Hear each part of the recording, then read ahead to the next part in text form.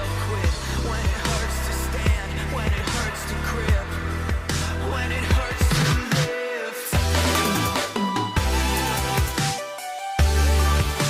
You're gonna make it out. You're gonna make it out. You're gonna make it out. You're gonna make it. Don't stop now. I know it's hard to see, but just breathe. It's almost over. Don't stop now. I know it hurts to bleed. Just breathe. You're gonna make it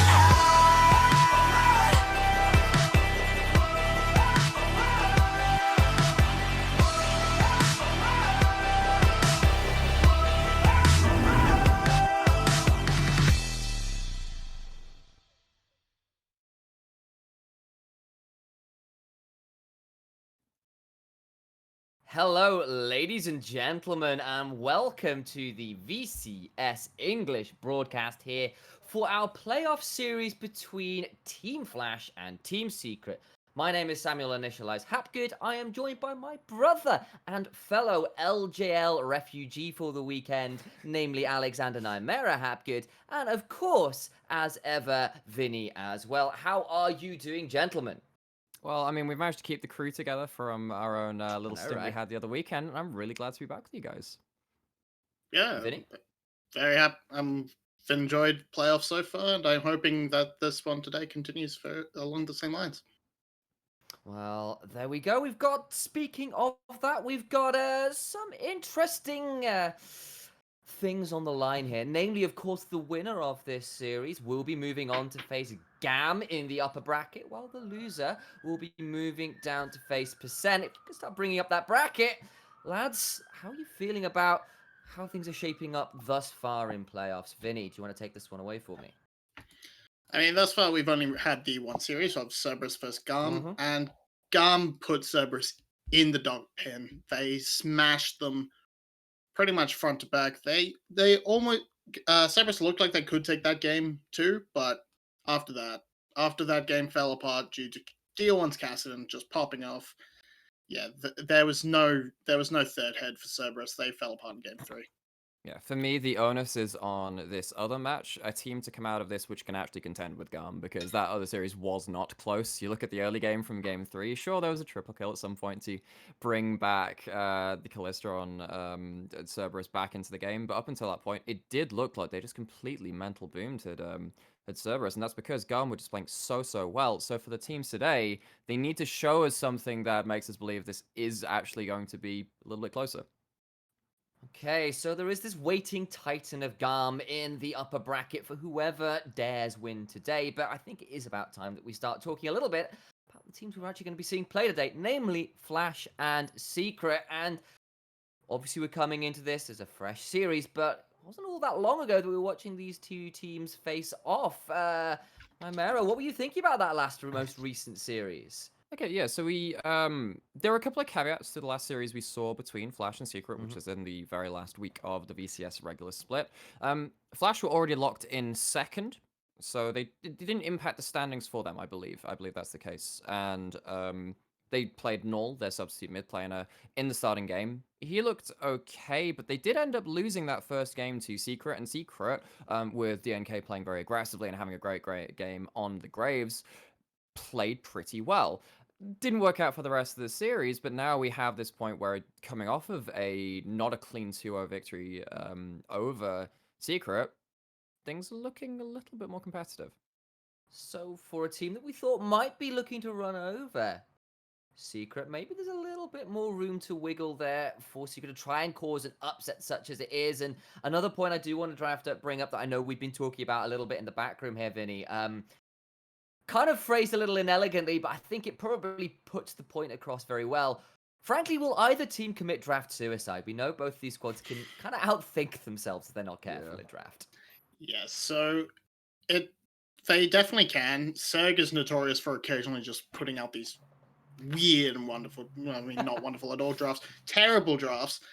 And Secret have definitely lent into picking a lot more comfort rather than to their draft, especially with their Yes. supports. Yeah, When CBL in, he has to be on a playmaker. It feels like he doesn't have the ability to play back. Venus is a bit more flexible, but we will see if that comes through. And I mean, yes, Secret have the ability to tunnel in on certain strategies over the course of weeks. So sometimes they'll be hyper fixated on this Camille Galio, and then won't really play it. They'll hyper fixate onto it and then get counterpicked in draft because of it. So we will see what happens with them. The thing for me is Secret are they going to counterpick themselves? We saw in game 2 of the series, which you alluded to earlier. There was a Leona which came in 5th pick. Would have been a great position to pick something like a disengaged support because they ended up having quite a 1-3-1 style comp. So there are some questions about, are Secret picking towards just that comfort like you were saying? Well, if it's comfort, then why is CBL going 0-5? Why is he going 0-7 in game 3 on this Leona? And if you are doing that just for the comfort, to try and smooth over maybe that this champion, it doesn't work within the composition that you've drafted for yourselves, where are you going with comfort? that? Is it really comfort at that point? If your comfort is going 0-3, then maybe there's some questions to be asked.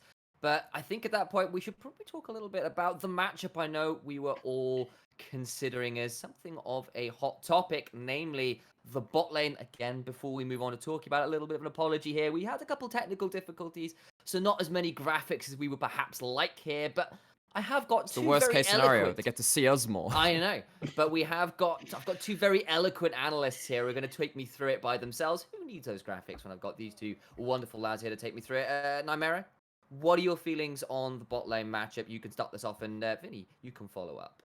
Okay, so we did see well, I mean, so we know the VCS loves Pantheon support. That's going to be coming out this series probably. Just like a lot of these teams do like to play around it. Notably, 𝗀𝗻, of course, 𝘬𝗀 having a lot of games spinning on that champion. But we saw that 𝗏𝗏𝗏 picked up 𝘀𝗀 support. They picked up 𝗀𝗀𝗏𝗁. That was on patch 10.15, I believe, in the regular split. Now on 10.16, you've got the extra buffs coming in from 𝗀𝗀𝗏, so it should be extra strong in that kind of role. So that we're going to see hopefully a little bit of wider champion pools, and we saw a lot of 2v2 action in that series too between them. I am hoping it will be even and it won't be a stomp. However, in the rest of their recent series, Secret spot lane been a little bit shaky. Okay, so a bit shaky there, but it was very fiery in that last series, as we were saying. So, Vinny, anything else you want to add on to that particular conversation? Yeah, this celebrity in particular has been pushing the top 8, pushing for being considered the top ADC this split. He has put out so much. He faltered a little bit last week. His series against 𝗀𝗻 was awful, not to sugarcoat it. Whereas 𝘬𝗀, though he had that rough early couple weeks, he is back on form. He is back to being probably the best AD carry. And 𝗏𝗏𝗏 has been alongside him as a top tier support. And without question, they've been smashing bot lanes. They've been pumping out so much damage. They are very much the carry for Flash. All right. So, let's move this forward a little bit, because of course we're hitting picks and bans fairly soon, guys. Worry not. But Vinny, continue that conversation. For Team Flash in this matchup today, what do you need to see from them if you want to see them win? I think the only thing they need to worry about against Secret is stability on the top lane. When Yoshino can get his cannon, that is terrifying for the enemy team. But he's sort of been a little bit lacking on every other pick. Like in their last matchup, he lost to Camille as Poppy in lane, which should never happen. And yeah, so if they can stabilize top lane very well, and maybe control DNK, that's all they need to do. I'm pretty confident that Cardi will be able to carry from mid lane. I'm pretty confident in 𝘬𝗀 and 𝗏𝗏𝗏's ability to smash the bot lane. So yeah. So that's all they need to do. Nymaera? Okay, so for Secret on the other side, of course, a lot of this is going to be kind of like mirroring, well, the mirror image of what Vinny said. Okay, so you want instability for Flash on that top side of the map. Don't give Yoshino his cannon. Don't do that. Coated was 1v1ing and outlaning Yoshino the entire series, and even in those losing games, stuff like his Wukong still very relevant. He's got a whole load of other picks that he can bring out too. So I'm looking at top lane to go in the favor of Secret at first.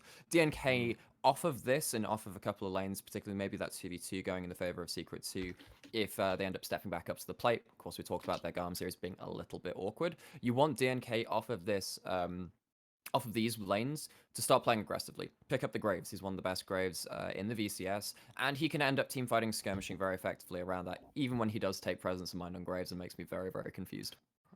All right, so to kind of have this conversation narrowed, boiled down, synthesized into something a little bit more palatable for our viewers at home, I think my impression there is that for Flash, they want a bit more stability, and they want to be playing through bot side.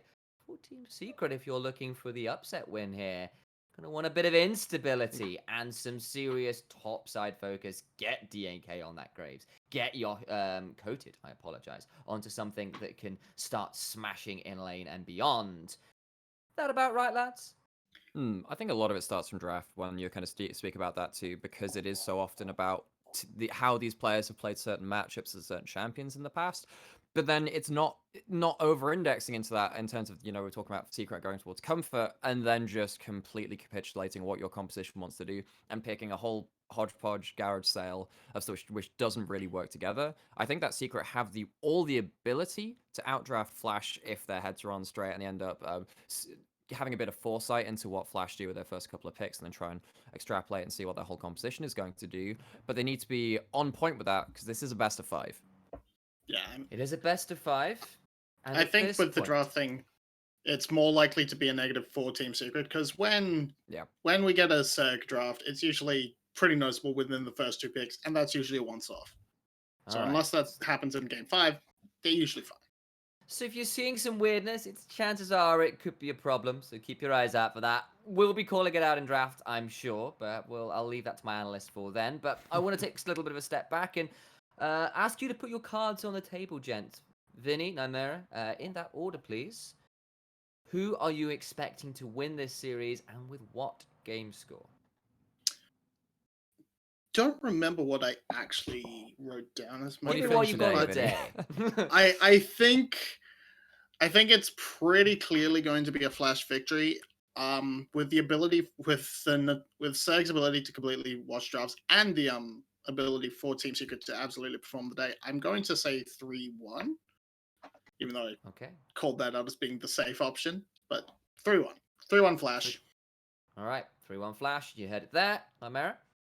I'm agreeing. I think it's 3-1 Flash. I think that Flash, pound for pound, have the better individual players right now. I think that people like 𝗁𝗁𝗁, you cannot understate their value within a team like Flash. Flash, as a whole, probably have the best macro sense of any VCS team, and hopefully we'll see that on stage today. We are now into draft phase as well, so I'll call that pretty much perfectly timed. I myself am going to go for the spicy option. I'll go Flash 3-0. But we'll see whether I am anywhere near correct on that one, as we are into picks and bans. And we've got Flash, of course, on the blue side, Secret on the red, and a number of bans that have come through, namely Serious AD carry focus here for Flash, Ashe and Caitlyn off the table, Pantheon for Secret. Caitlyn blue side ban kind of surprises me. I know blue side has been favored across the world right now. Even teams which have traditionally gone towards red side are starting to pick up blue side. But Caitlyn being such a power pick, I'm surprised that's been banned away on blue side. So that's just Slater's idiosyncrasies. I'm pretty sure he does not like the he doesn't really seem to lean towards. He literally played it last week. True, but he still doesn't seem to lean towards the like standard stand there and right click ADKs. He prefers the spellcaster types. He prefers his Ezreal. He prefers his Kai'Sa. And plus, it means I guess they want to push celebrity on something uncomfortable. Yeah, push celebrity. Go for something that's not an AD carry first pick as well, because they've gone straight towards this Nidalee for Ego. Do you have to lock in Renekton now? Do you have to lock in Renekton to neither Renekton Nidalee, or do you just think that Secret don't really care about that? Yeah, of course you're going to lock in the Graves. It power farms alongside. Well, what do you lock in top side? One of those check marks for DNK. We said we want him on aggressive jungler, we want him on Graves, there it is. I don't think you're that worried about it. I think Coded has more than enough counters into the Renekton that he can just play the lane out fine. Is this Renekton Plus, Nidalee? if you pick Renekton, Yoshino just picks Gam. That's very true. Very true. I have to say, actually, Renekton's one of the harder lane matchups for the Kennen. But yeah, no, I guess that's very true. Very true. And it would have double AP topside at that point. So the Jhin was locked in here, Team Secret, and it's responded here with a Lucian for Team Flash. That is to an extent a flexible pick, but as of late, as of recent matches so far as we've seen, has been going towards the bot lane. Is this what they were setting up for? Was they getting rid of the Ashen pick and saying, yeah, you'll pick up something else and we'll pick the Lucian too? I know that 𝗬𝗏𝗺 played it mid again in the series against Flash. We have the Ornn locked in. This is looking like a pretty good back to front to back team fight comp from Flash. That is dangerous into Team Secret though. Secret has coded in particular has shown proficiency on the Kayle and the Jax. So unless those two are banned out here, that and then you can still go towards something like Wukong or Camille, which are both pretty good into the Ornn matchup too. There's a lot of options for Secret. What do they want? This is where we need to question Secret. Are you going to lock in something that's good in lane, or are you going to lock something which is good in lane with that side of also fitting what you want to do as a comp? So good front to back startup for Flash. Some solid carries in for Secret, but they've got to kind of give us some flavor now for what you'd expect out of Secret. Any picks you're really wanting, particularly out of Secret here, have yet to sort of truly solidify what they want out of their draft? I feel with Secret's current setup, they're not really locked into anything. They can set up for a straight up front to back. You need a bit of frontline somewhere. It's probably going to come in from something like a Leona from the support. You don't really want to lock in Camille now, I don't think, because you don't have the option of the Galio and having Camille Galio, all that kind of stuff. I like Jhin as long range follow-up, so you have Jhin Graves. The question is, who's going to be your main initiator at this point for Secret? You could always go for something like Alistar Jax and just try for that semi-split push, semi-team fight. It's banned away, just as you speak of it. So the Flash are kind of aware of it. They don't want to give Coded that option. I mean, again, the Kennen is still up. Would that be something you'd want to see? I mean, Wukong's still it's not banned? I think Wukong wouldn't be awful. Does a pretty good job of dealing with Lucian at different points. And it's Venus that's going to be in, so that gives them more options to go for these, for more enchanted type stuff. spots. Yeah. Okay. And that's the thing, right? At least so Nidalee and Lucian, at least when they're trying to put out most of their damage, are relatively short range, and enchanters can deal with them relatively well. Okay, Wukong, we saw Code to solo kill Yoshino in their previous series. With that, we're locked in again. What do you know? The AD Kennen. Teamfight Initiator, the frontline you were asking for as well to an extent. It's how you're going to pull the trigger. You've got a lot Just to clarify, this isn't AD Kennen. That is Wukong. Yeah, of course not. Yes. Sorry, you're They don't really look similar, Sam. I don't know where you're getting on with that, but... I know what you mean in terms of like Cyclone Maelstrom. You know where I'm going with it. But either way, I realize that we'll probably start. Yeah, it will be the Ezreal locked in. That means that Lucian is likely going mid unless there's some real shenanigans going on here in draft. Lucian does well into stuff like Syndra or Orianna, so I think that's fine. Makes some sense. Okay, so that will be the move there. We're going to see what they're going to last. Probably support some sort. Yuumi will be locked in. Going to use that Ezreal to try and get that Yuumi out of laning phase and into the mid game where it can be seriously powerful. The only issue is there's not really a good Yuumi target to sit on the side of Flash. There's no Olaf. There's no I mean, I think the best you're looking for is that Lucian maybe, but it's a very... I mean, that's really good for side lanes, not for team fights, though. I get what you mean. Yeah, there's not a lot of there's not a real good spot for Yuumi to go, and Secret's just gonna match that with the hard engage from the Leona, and yeah, it's...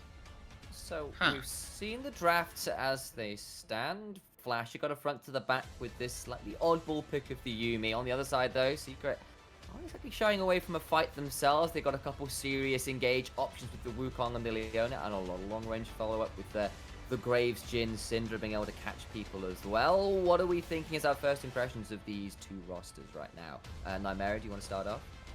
So, Pala has been a very good Yuumi player in the VCS. He picked it up even when Yuumi was very weak. I think this mid lane might end up being a problem. I think that Lucian can absolutely dumpster the Syndra, and off of that, I think the NK is going to have a hard time impacting the game, even though I like Secret's comp.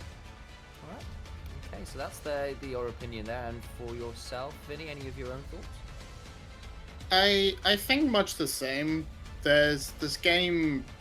I mean, as the game goes late, Slater can try and just solo carry with that Ezreal.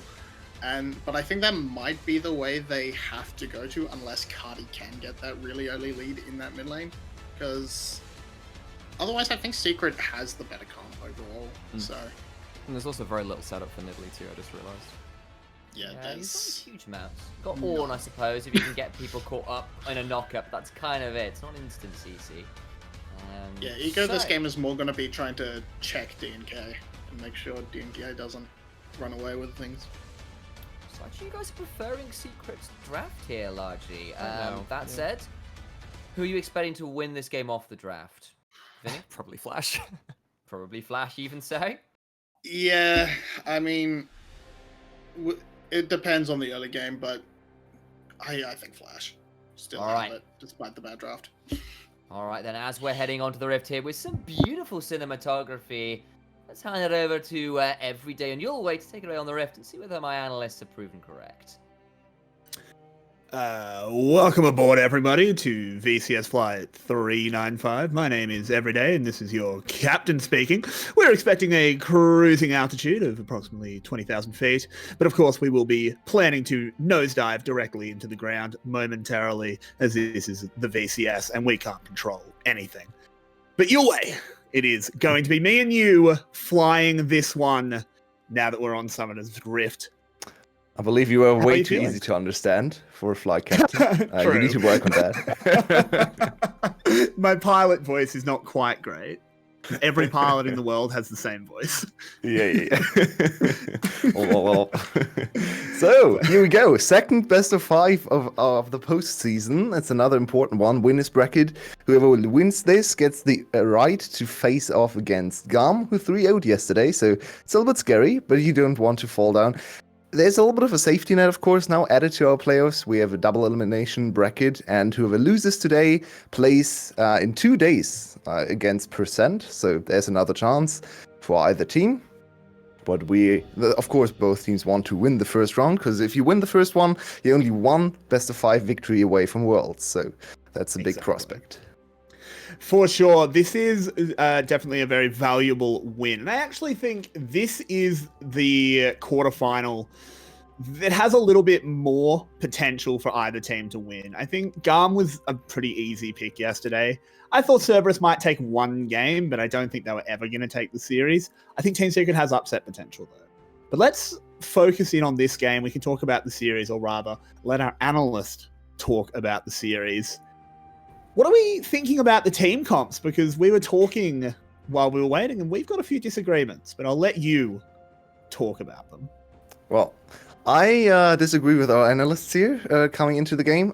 Might be a little bit because of champion bias, but I really don't think Team Secret won the draft. I don't really see why the analysts thought so.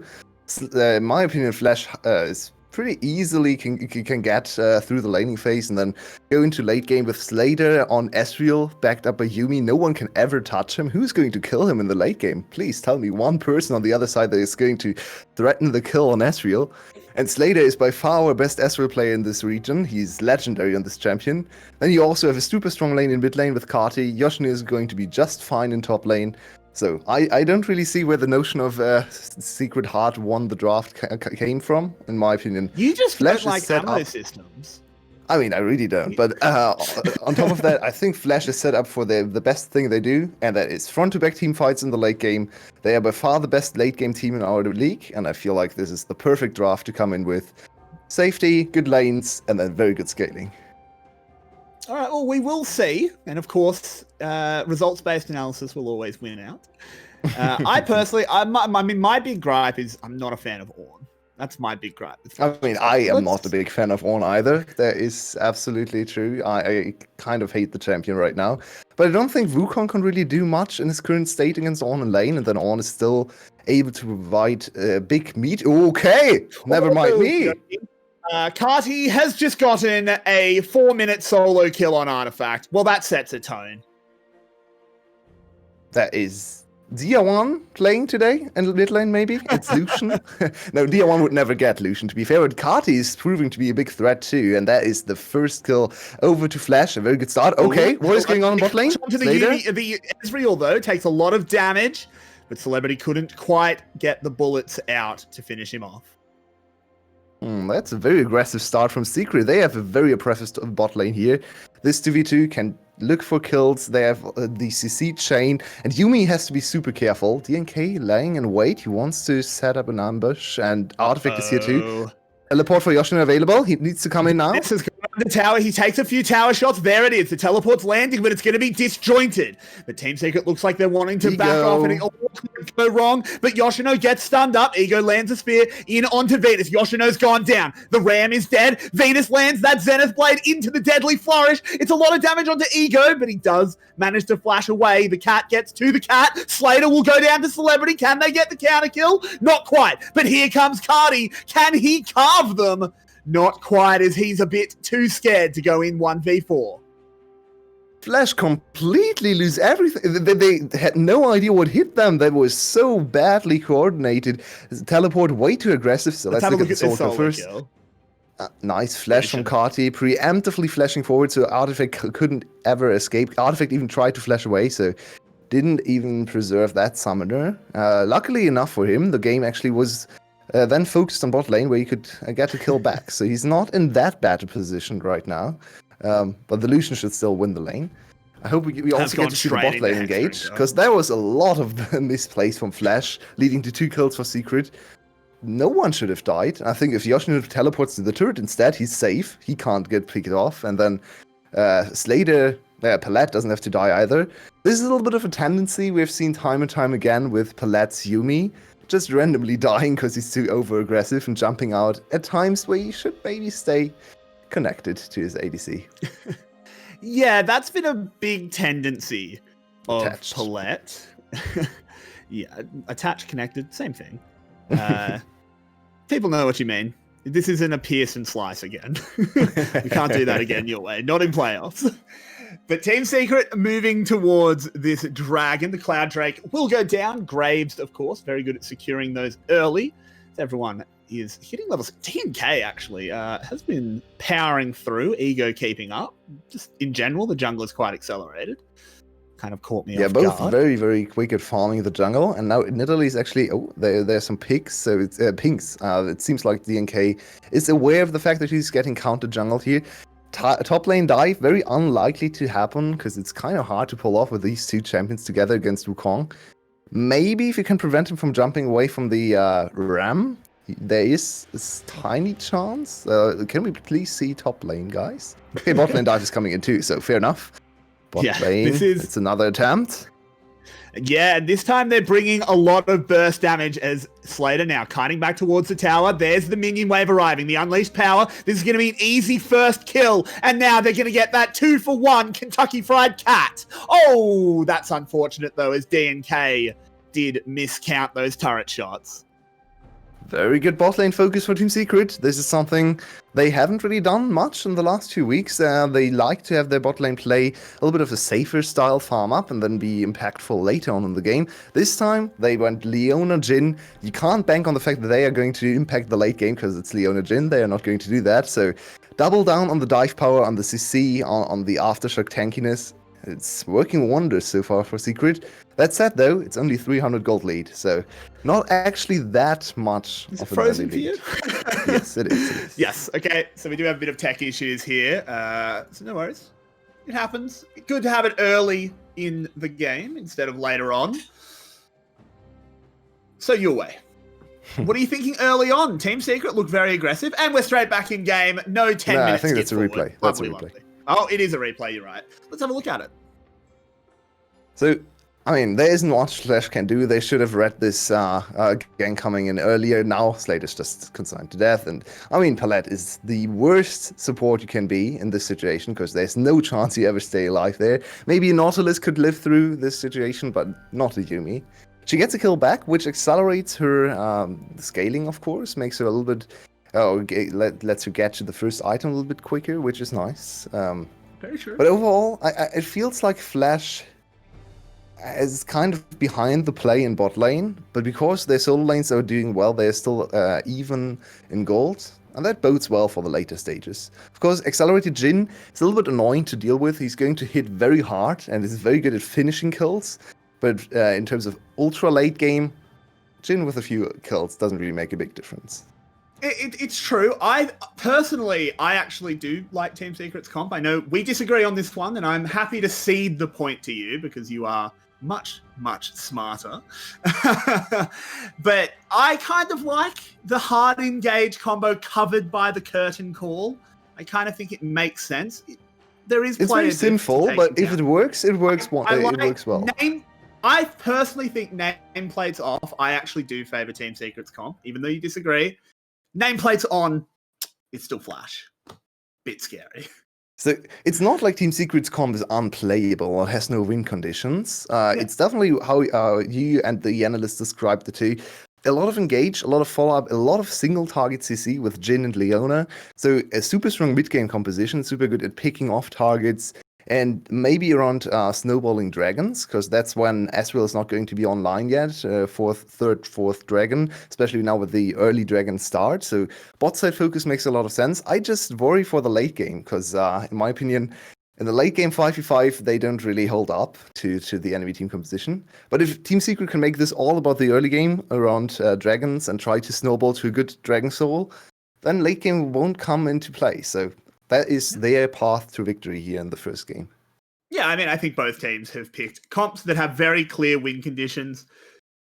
And, I mean, this is something that we've talked about for VCS teams a lot. And again, just before we continue the conversation, seeing us, because the game is paused. Sorry, there was an issue. Might have been with the stream or with the game. We're not 100% sure. Sorry, guys. You have to look at this mug and, of course, this attractive man next to me. But yeah, I think both teams have picked very clear win conditions, and we have to see if they play to it in the end, because that's been a problem all through the split for a lot of our VCS teams. Flash early in the split had it, but they've gotten much, much better with it. But can Team Secret pull it off? As we do get another replay. Yeah, he's level 4, so this is not live. What happened here? What are we looking at every day? DNK killing minions. Nice. This is the setup for the bot lane dive. Yeah. It's the second one. So we started very early on this replay. Okay, fair enough. I did not know what the purpose of that was. It's the very first dive, I believe, because they are also still level 4. So teleport is going to come in soon. Yeah, you're right. So look at this one. So teleport. It looks okay, honestly, but Yoshino just walks forward. Oh, that scatter he should was have just lovely. backed off. Yeah, but also Yoshino could have just backed off to the turret and would have been fine, because the play was already kind of averted by Flash, right? Because of the teleport, Team Secret was hesitant to dive further. So if Yoshino just walks to the turret and recalls, he's fine. There's no need for him to die, no need for him to step forward. And I guess they wanted to have 𝗁𝗁 and ego collapse and then turn the whole fight around. So they wanted Yoshino there as a little bit of a bait. But still, I feel like there is level 5 Ornn should not step forward. Maybe if he's level 6, he can try to buy some time with ultimate, try to sacrifice himself to hold everyone in place, and then 𝗁𝗁 comes in, collapses, gets a triple kill, game is over. But not level 5. Level 5 Ornn is just I do agree that I'd love to know who was making the call, because, you know, a bit of speculation. Yoshino's a pretty quiet dude, and if there was the call, like, get them, he's just going to do it. He's a very good soldier of the team, so he's going to do what he's told. But yeah, once the teleport came in, Secret kind of made the call. Like, that's already enough, because they get teleport advantage out of that. Coded still had his TP, I think. I'm sure. I don't think he used it to get back to lane at any point. So they called the playoff, took the advantage, but then Flash just overplayed their hand a little bit and came up ducks. But we don't have a huge amount to talk about, because not much game has happened. Just in general... Sorry, go ahead. You can lead us off. Yeah, maybe we can talk a little bit about the two teams from the regular season and looking at some of the stats. So what really interested me from the last week is actually the change in playstyle for Flash. I think analysts talked about this a little bit, but looking at the combined kills per minute, Flash was always on the lower end, always at like 0.85, 0.86, maybe a 0.84. So relatively low for a VCS team. But last week, from 2 series, they jumped up to 0.93. It's still in the lower echelon of teams. I think they are, let me check, I think they are like 5th place, in fact. While Team Secret is actually far behind them, 6th place, but it was 0.89. So both teams, so Flash really changed their playstyle, and for me, this came from trying to put 𝗂𝗀 back on carry junglers. We started the season with carry junglers for 𝗂𝗀, a lot of Graves. Nidalee is still one of his most played, but he played some more carry junglers. I think he even tried 𝘂𝗃𝗃 at some point. And they basically lost every single game. He didn't play on a facilitating jungler. And last week, they went back to the carry jungler style. And today, they started with the first pick Nidalee. So that is very, very interesting to me. 𝗂𝗀 seems to have finally settled down in the team. And he's back to carry. There were 2 bans thrown at him, just to be fair. He did lose 2 of his tank junglers, so kind of fair enough. If, again, bit of speculation, kind of just me reading the team as an outsider. We do have contacts in Flash. Maybe these are questions we could pass down the line. It feels to me like they put, because 𝗂𝗀, for those that don't know, he's a rookie. This is his first split. It's been an insanely good first split. One of the best rookie splits we've ever seen. Maybe just rivaled by 𝘁cie last split. I mean, Flash is just really good at finding players. He was a solo queue monster, was Korean challenger, that kind of thing. So they put him on solo queue champs, and he didn't really have that professional game mentality. They put him on the tanks, kind of forced him to play like a pro. And now that he knows how to play like a pro, you can stick him back on the carries. Yeah, right? Maybe because that he broke the only mentality. took one split. Would be very impressive to see. I think he got my vote for rookie of the split. I'm pretty sure about that. I think he was the only vote. Yeah, he was pretty much undisputed this time. So very impressive stuff. If anyone in our community didn't put 𝗂𝗀 as your first vote for rookie of the split, you're inting. In my opinion, so it seems like the pause is going on for a little bit longer. I think we might throw over to. Yeah, I think we'll throw over to a break. Production, if you're there, can you let us know if you're ready to do that? Because we're. All right, so we will be going to a break in just a moment. We have to let our production get ready. Again, we do apologize. There's something wrong on the side of Vietnam. It's not on our end. If it was on our end, we'd apologize even more, but it's not. It's not, so I wish we could do anything about it. But we'll be back as soon as there is game to bring you. I do apologize. We will be in chat, just hanging out. So don't worry, you can ask us questions and stuff, but we'll see you soon.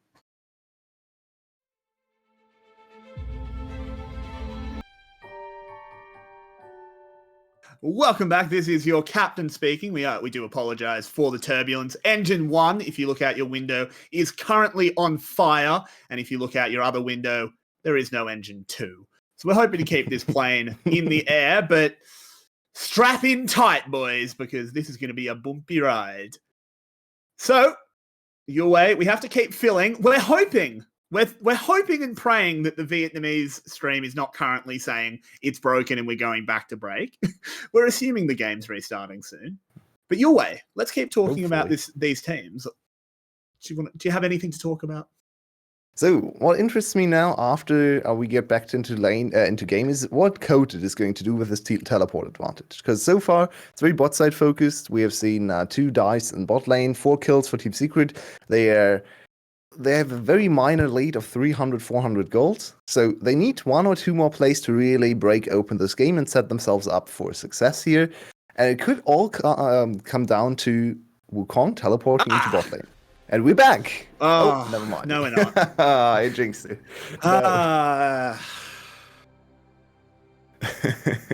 The game started for a second. Okay, well. Well. We try again. We'd love to keep talking about the games, but we're 10 minutes in to the first game. Also, really like to actually see the game to be able to talk about the game. Exactly. We can't comment on items and stuff because we don't have a scoreboard. It's So been I unfortunate. We're doing believe our best. Flash just secured the first Herald on spawn. Yes, They it looked like that. rotated Yuumi into the top side to have a numbers advantage there.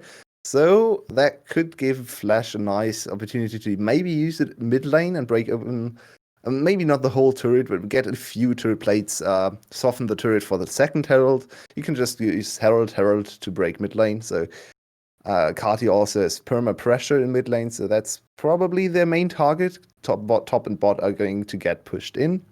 So let's see how quickly they want to use that Herald, or if they want to maybe try to go for a kill or 2 kills, and then use the Herald to get a whole turret. That's the 2 things you can do most of the time. Use it immediately to get pressure and get a few turrets immediately and accelerate your gold gain, or try to prepare for a big play, get 2-3 kills and push the enemies away from their turret and then break the whole turret and get even more gold. It's a little bit riskier because it also gives the enemy team time to react to your Herald play and for the Herald setup. And if you never, and sometimes we see teams having to use the Herald because the cooldown is just done, right? So they have to spawn the Herald in no man's land, and then the Herald is just going to get taken down. So interesting to see what Flash does here. And we might go back into game. There we are. There we go. We have a game. Let's get the stream back over to that. And finally, we have a bit of casting to do. Let's not curse. Oh. Was that a curse? Let's not curse. I think it count as a curse. Blame every day. Well, blame every day in chat, please. Going back to this pause, we are going to go back over to our analyst desk. They have potentially a few more things to talk about. Production, are you okay with that? Cool. Let's go talk to our analysts. We'll be back soon, hopefully to get this flight going again, because currently we're stuck at the gate. Well, all right then, ladies and gentlemen, welcome back to the analyst desk. I'll be aircraft control for the moment. Got this particular game, one of the series, in a holding pattern before liftoff. Been some slight technical difficulties, namely flaming engines, as Everyday was saying. But to walk us through what's going on, I've got some useful engineers on hand to try and guide us through this first few minutes of the gameplay as it stands. Vinnie, Nymaera, what have we seen thus far? Remember to secure your own lane before going and helping other lanes. Emergency exits are out the window. Turns out that the Lucian is doing more than fine into the Syndra early on. We kind of thought that might happen. But then Syndra manages to stabilize and go straight down bot lane, and that's been really important to see the 𝗁𝗀 put behind. Do you want to clear the record a little bit? Yulwei was saying that, obviously, that we had some questions about the Ezreal, and he's saying Defend your Ezreal can do very well. But I think that he's very right. Ezreal doesn't have anyone he can't damage on the side of 𝗁𝗀 coming into late game. Will he get there? Because of Flash in the nameplates, probably yes. But the comps, maybe the Wukong could do something. All right. So, let's break this apart a little bit, because there are the 2, maybe 3 kind of particular events here that are worth talking about. Namely, that solo kill in mid lane, and of course, the 2 dives that happen down bot. Vinny, tell me about the solo kill in mid lane from 𝗁𝗁 at 4 minutes, just absolutely catching Artifact off guard. Run me through that such as you can. As far as I can remember, it was just he managed to sort of poke him down to a place where he could all in, and Artifact was just caught unawares. The Lucian damage early is nuts with the ignite on top of him. Ends up blowing the flash as well, but in the end, that's just first blood, and it really didn't end up being all that impactful because Artifact was still able to get a few more levels under his belt and then just shove the wave out and make roams and be overall far more impactful, even despite going down. Yeah, and speaking of those roams down bot lane, Artifact dies first blood and then turns up with DNK to absolutely put 𝗁𝗁 and 𝗁𝗁 under the 𝘁𝗁 in that bot lane. Talk me through what was going on in that bot side.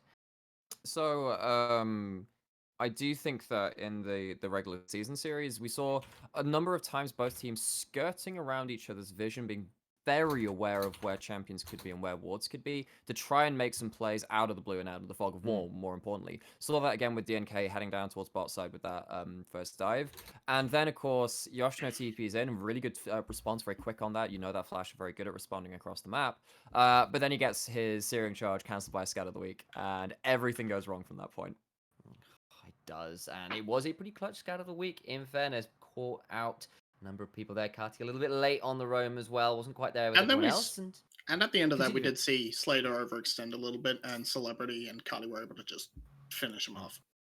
Also, just something else I kind of want to touch on here as well is of course, the idea, this Ezreal Yuumi, the idea is you're supposed to get the Yuumi through laning phase. You're supposed to be super safe. Like, it's not necessarily about winning lane, it's about surviving and being a carrier, I suppose, as Everyday likes to phrase it, as a way to bridge Yuumi out of her kind of more anemic laning phase than it has been in the past. How do you think, is this going to be a problem as the game moves on with kind of how far behind that Ezreal Yuumi is now, Nymaera? So we haven't seen what soul it's going to be yet. That might change things. We saw that the first Cloud Dragon went over to Secret. I can't remember if a second dragon spawned yet. That's how much gameplay we've had. I'm actually not sure if we even got to the point where a second dragon even spawned. If we get Ocean Soul, yeah, things are looking pretty dire for Flash. If you lose the early game and you lose 2-3 dragons, you will hopefully have that chance to fight for third dragon or the actual fourth dragon and the soul itself. You just need to make sure that you have your 2-out Mesriel Spike at that point. You end up having Slater playing to the standard we know he has of himself. This guy is a really good player. It's just whether they're in a position to do so at the very important parts of the game. Okay. Yeah, and I don't think it's too much of an issue because Yuumi isn't going to be that big a focus because there's no real obvious bruiser or anything. No for bruiser. Yuumi I mean, to Ezreal jump on Yuumi's top still of. good. Don't get me wrong. Yeah, but yeah. But because of that, the downside is not so much the Yuumi isn't going through lane; it's the fact that Ezreal's now 0-2, All right. and so he's your main source of damage. yeah, he's So- not going to get an early mana Muno. I mean, in fact, mean, yeah.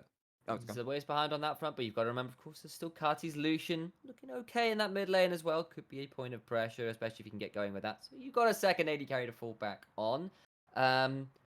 Last thing before we kind of call out to a bit of a break here. Where do you want both these teams to go from here? Vinny, can you take Team Flash for me? Nymaera, can you take Team Secret? Vinny, go first, please. I think Flash needs to protect their bot lane a bit more. We can clearly see that's what Secret's strategy is. But they're not putting any wards down to spot artifact rotating. They're not paying any attention. Well, 𝘁ci𝗱𝗆's just power farming and paying no attention to his lanes, which are kind of falling apart. So Okay. protect your bot side more and then scale for that late game. Vision, protect bot side. Understood. Other side of the coin, please, Nymaera. I think Team Secret are going to be calling into air traffic control and seeing if there's yet another flight inbound towards bot lane. See if you can really get the Ezreal down even more waves in CS before he does get to his tier item and just delay him even more. However, Herald is now going to be spawning in the relatively near future, and when you do have the Syndra who's picked up some kill participation, and you have this dominant bot lane, which maybe can stop Ezreal Yuumi from impacting that fight too, maybe you can get Herald and try and go bot lane with that. However, after this point, you can have an Ornn with an ultimate. Things are going to be a little bit... You need to start Gotta be a balancing bit the different wary. sides of it. You need to be aware of it, because there are definitely ways where Flash can start winning fights, particularly with that Call of the Forge God. But I really want to see Ezreal put down just one more time.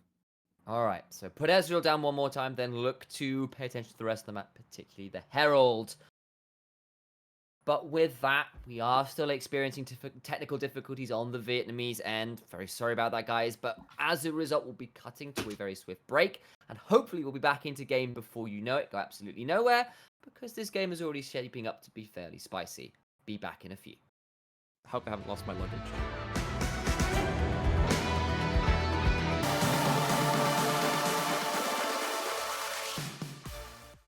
Welcome back, ladies and gentlemen.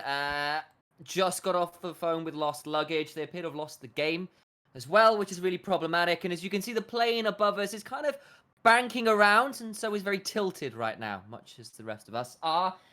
Alas, yes, we are still experiencing technical difficulties over on the Vietnamese end, and we've kind of got no ETA about when things are going to get resolved.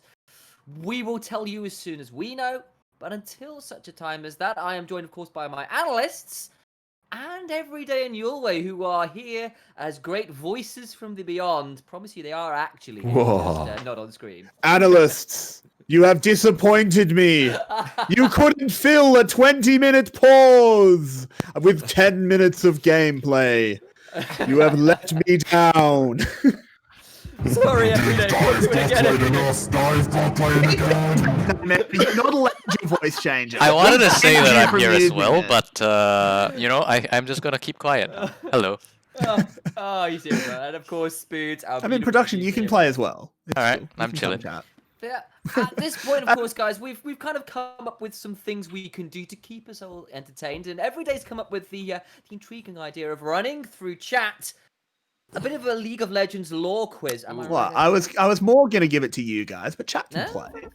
Chat can play along. Keep of course. keep track of their own scores. Am I allowed to cheat and look through the book, or is that Is this not a book? Obviously No. not. Aw. So what I'm hearing is my my in-depth compositional breakdown of Phoenix is off the table. It's Yes. not happening. I don't want to do music composition ever again. Hang on, I'm trying to find like decent lore trivia because there needs to be one. I mean, okay, so what is Vlad? A Like, hemomancer? he is a hemomancer. Okay, you guys remember the name because that's a weird, stupid name. Wow, Hang on, I that's need to too find easy. some. Do you guys feel for a sec while I find some decent trivia? Because the one I found is really. So bad. guys, how was your day? So which version? Oh, wow. Okay, actually, no. Alright, thanks, We're Spoods. gonna do Thank you for a asking. quiz. We're How's gonna your do day what been, we've done Spoods? before. We're gonna do something we've done before when we had a 2-hour yeah. pause to fill. Oh, yeah. This is good fun. This tests your casting knowledge. So let me open up. So we're all gonna fail this horribly, right? Well, I mean, only 2 of us are actually casting tonight, but Gotta go change my outfit before I. so I'm just gonna So we're gonna again. We are just saying there's tech issues. It's fairly serious, but we're dealing with it. Indeed, we are. So, what are Yone's abilities called? Oh no. So, Crap. can I you leave name this to the any of his play-by-plays. abilities? Okay, so Q is mortal Steel. Mortal steel. Mortal Steel, correct. His R is like last breath. No way. That's Nope, not- that's Yasuo. That is Yasuo. That's It's something Yasuo. similar, though. It's something similar though. Final Um, gasp. It's actually not that similar. Is it not? I remember writing. No. I wrote an article on all of his It abilities not doesn't. so long It's ago. not the win theme. He doesn't have the win theme like Yasuo does. I don't know guys remember know? what it is, but I know his passive is just like the name of his second sword. Nope, it's not. No, it's not. Oh, isn't it? Nope, they changed it. 'cause it was Oh, lame. that's what it is. Yep. It's Fate Sealed his ultimate. I remember. Correct. Right. Fate Sealed is his ultimate. You still need his E, W, and passive. He's the newest champion to the league. Is it Come on, boys. Spirit Unbound? Spirit yeah, it Unbound is is Spirit correct. Unbound, yeah. That is his E. Notice Okay, how it's doing well only there. the play-by-play caster who's actually answering this Monka. because none of the rest of us have put. I it mean, through. What do you mean? We have to pay attention to He's what's not even happening. able for worlds. I have Is it not W bothered. cleave? learning Is them. W cleave?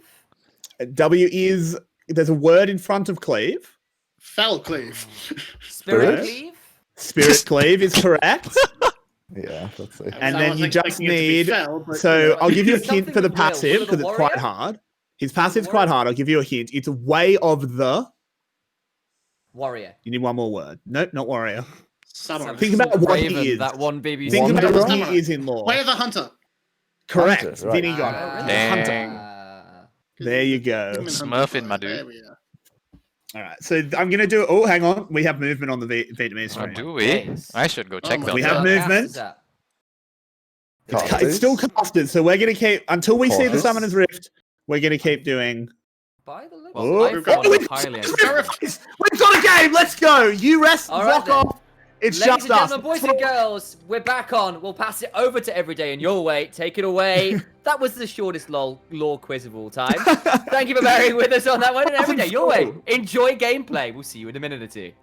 All right, so we do finally have gameplay back. That was an extensive pause.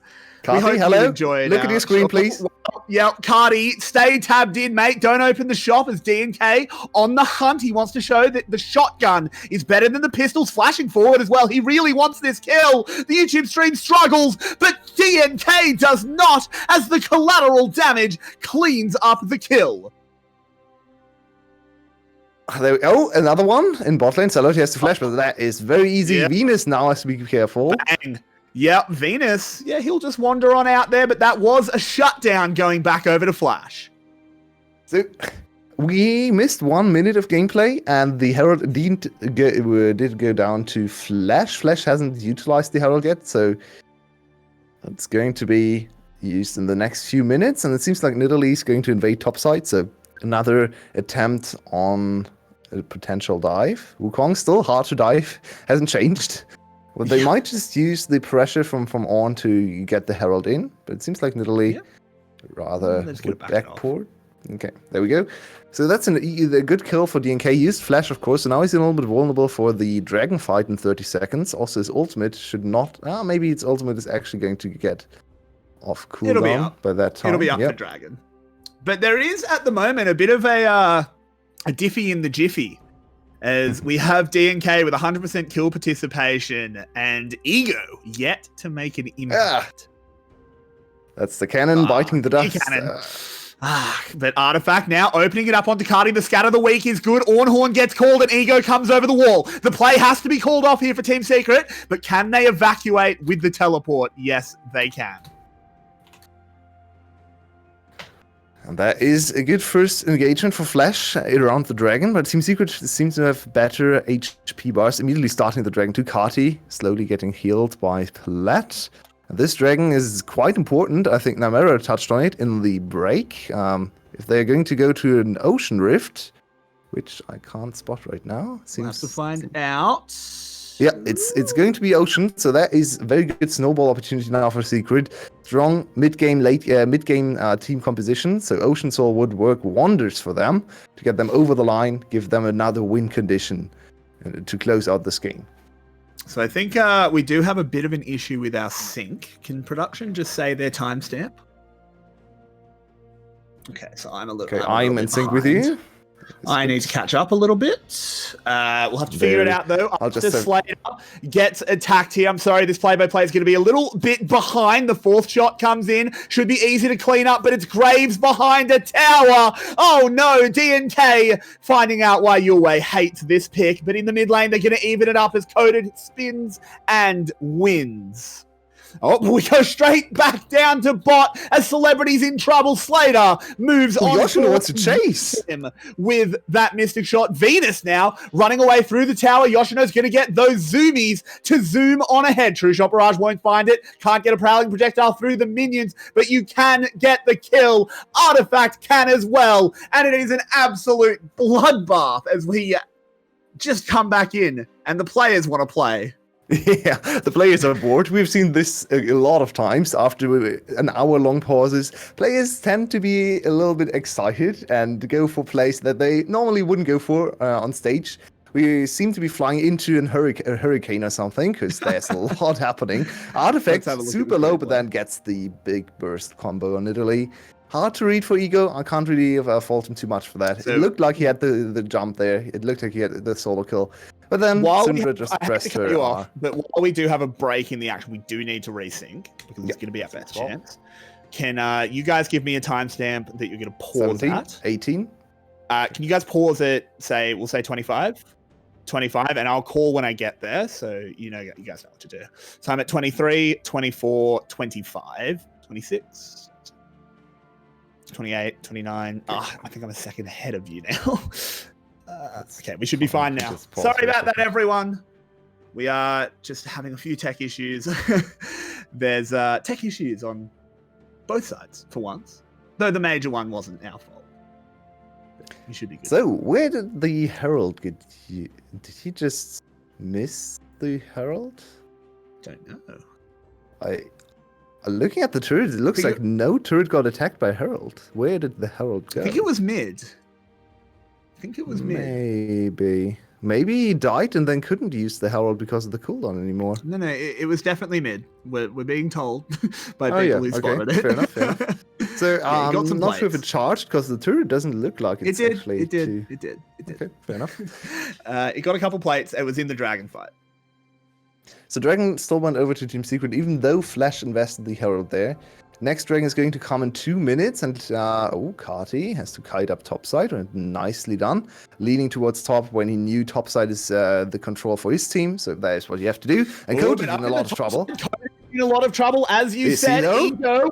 But he might turn it around. The kitty went too deep, and her paws got burned.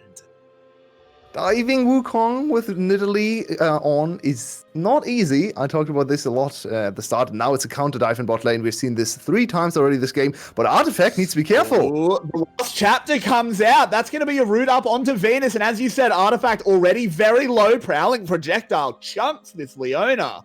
But in the end, everyone evacuates the play.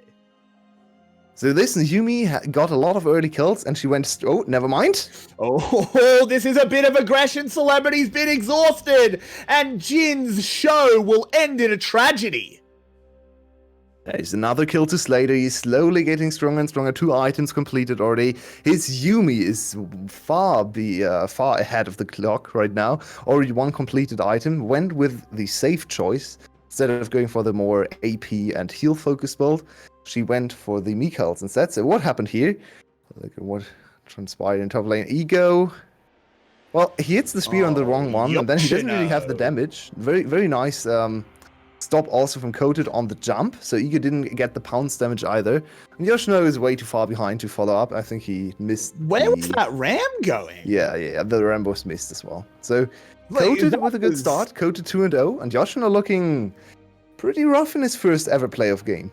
Yeah, that was really rough. Like that, I thought maybe he aimed it at the clone because he got tricked, but no, it was just into Narnia. He hit the Lion, the Witch, and the Wardrobe. That's not good because they would have got the kill if that had landed. That said, his team is here to carry him. It's his first time that he has made a playoff game, but his team knows how to play the playoffs. So Flash now needs to win this fight. They are 2-point-something K ahead and are in a good position to contest. Yoshino ult is available. Slater ult and Palette ult soon to be there too.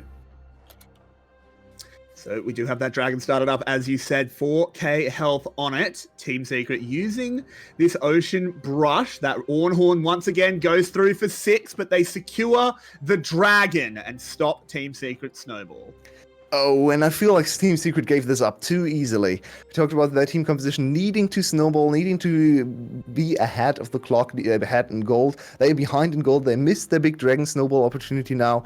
The game is going to slowly go more and more in Flash's favor. Look at Slater. He's accelerating. He's working on a 3rd item, still stacking his tier. So he's only going to get stronger compared to the Jhin, who's Jhin. So he's not going to get stronger.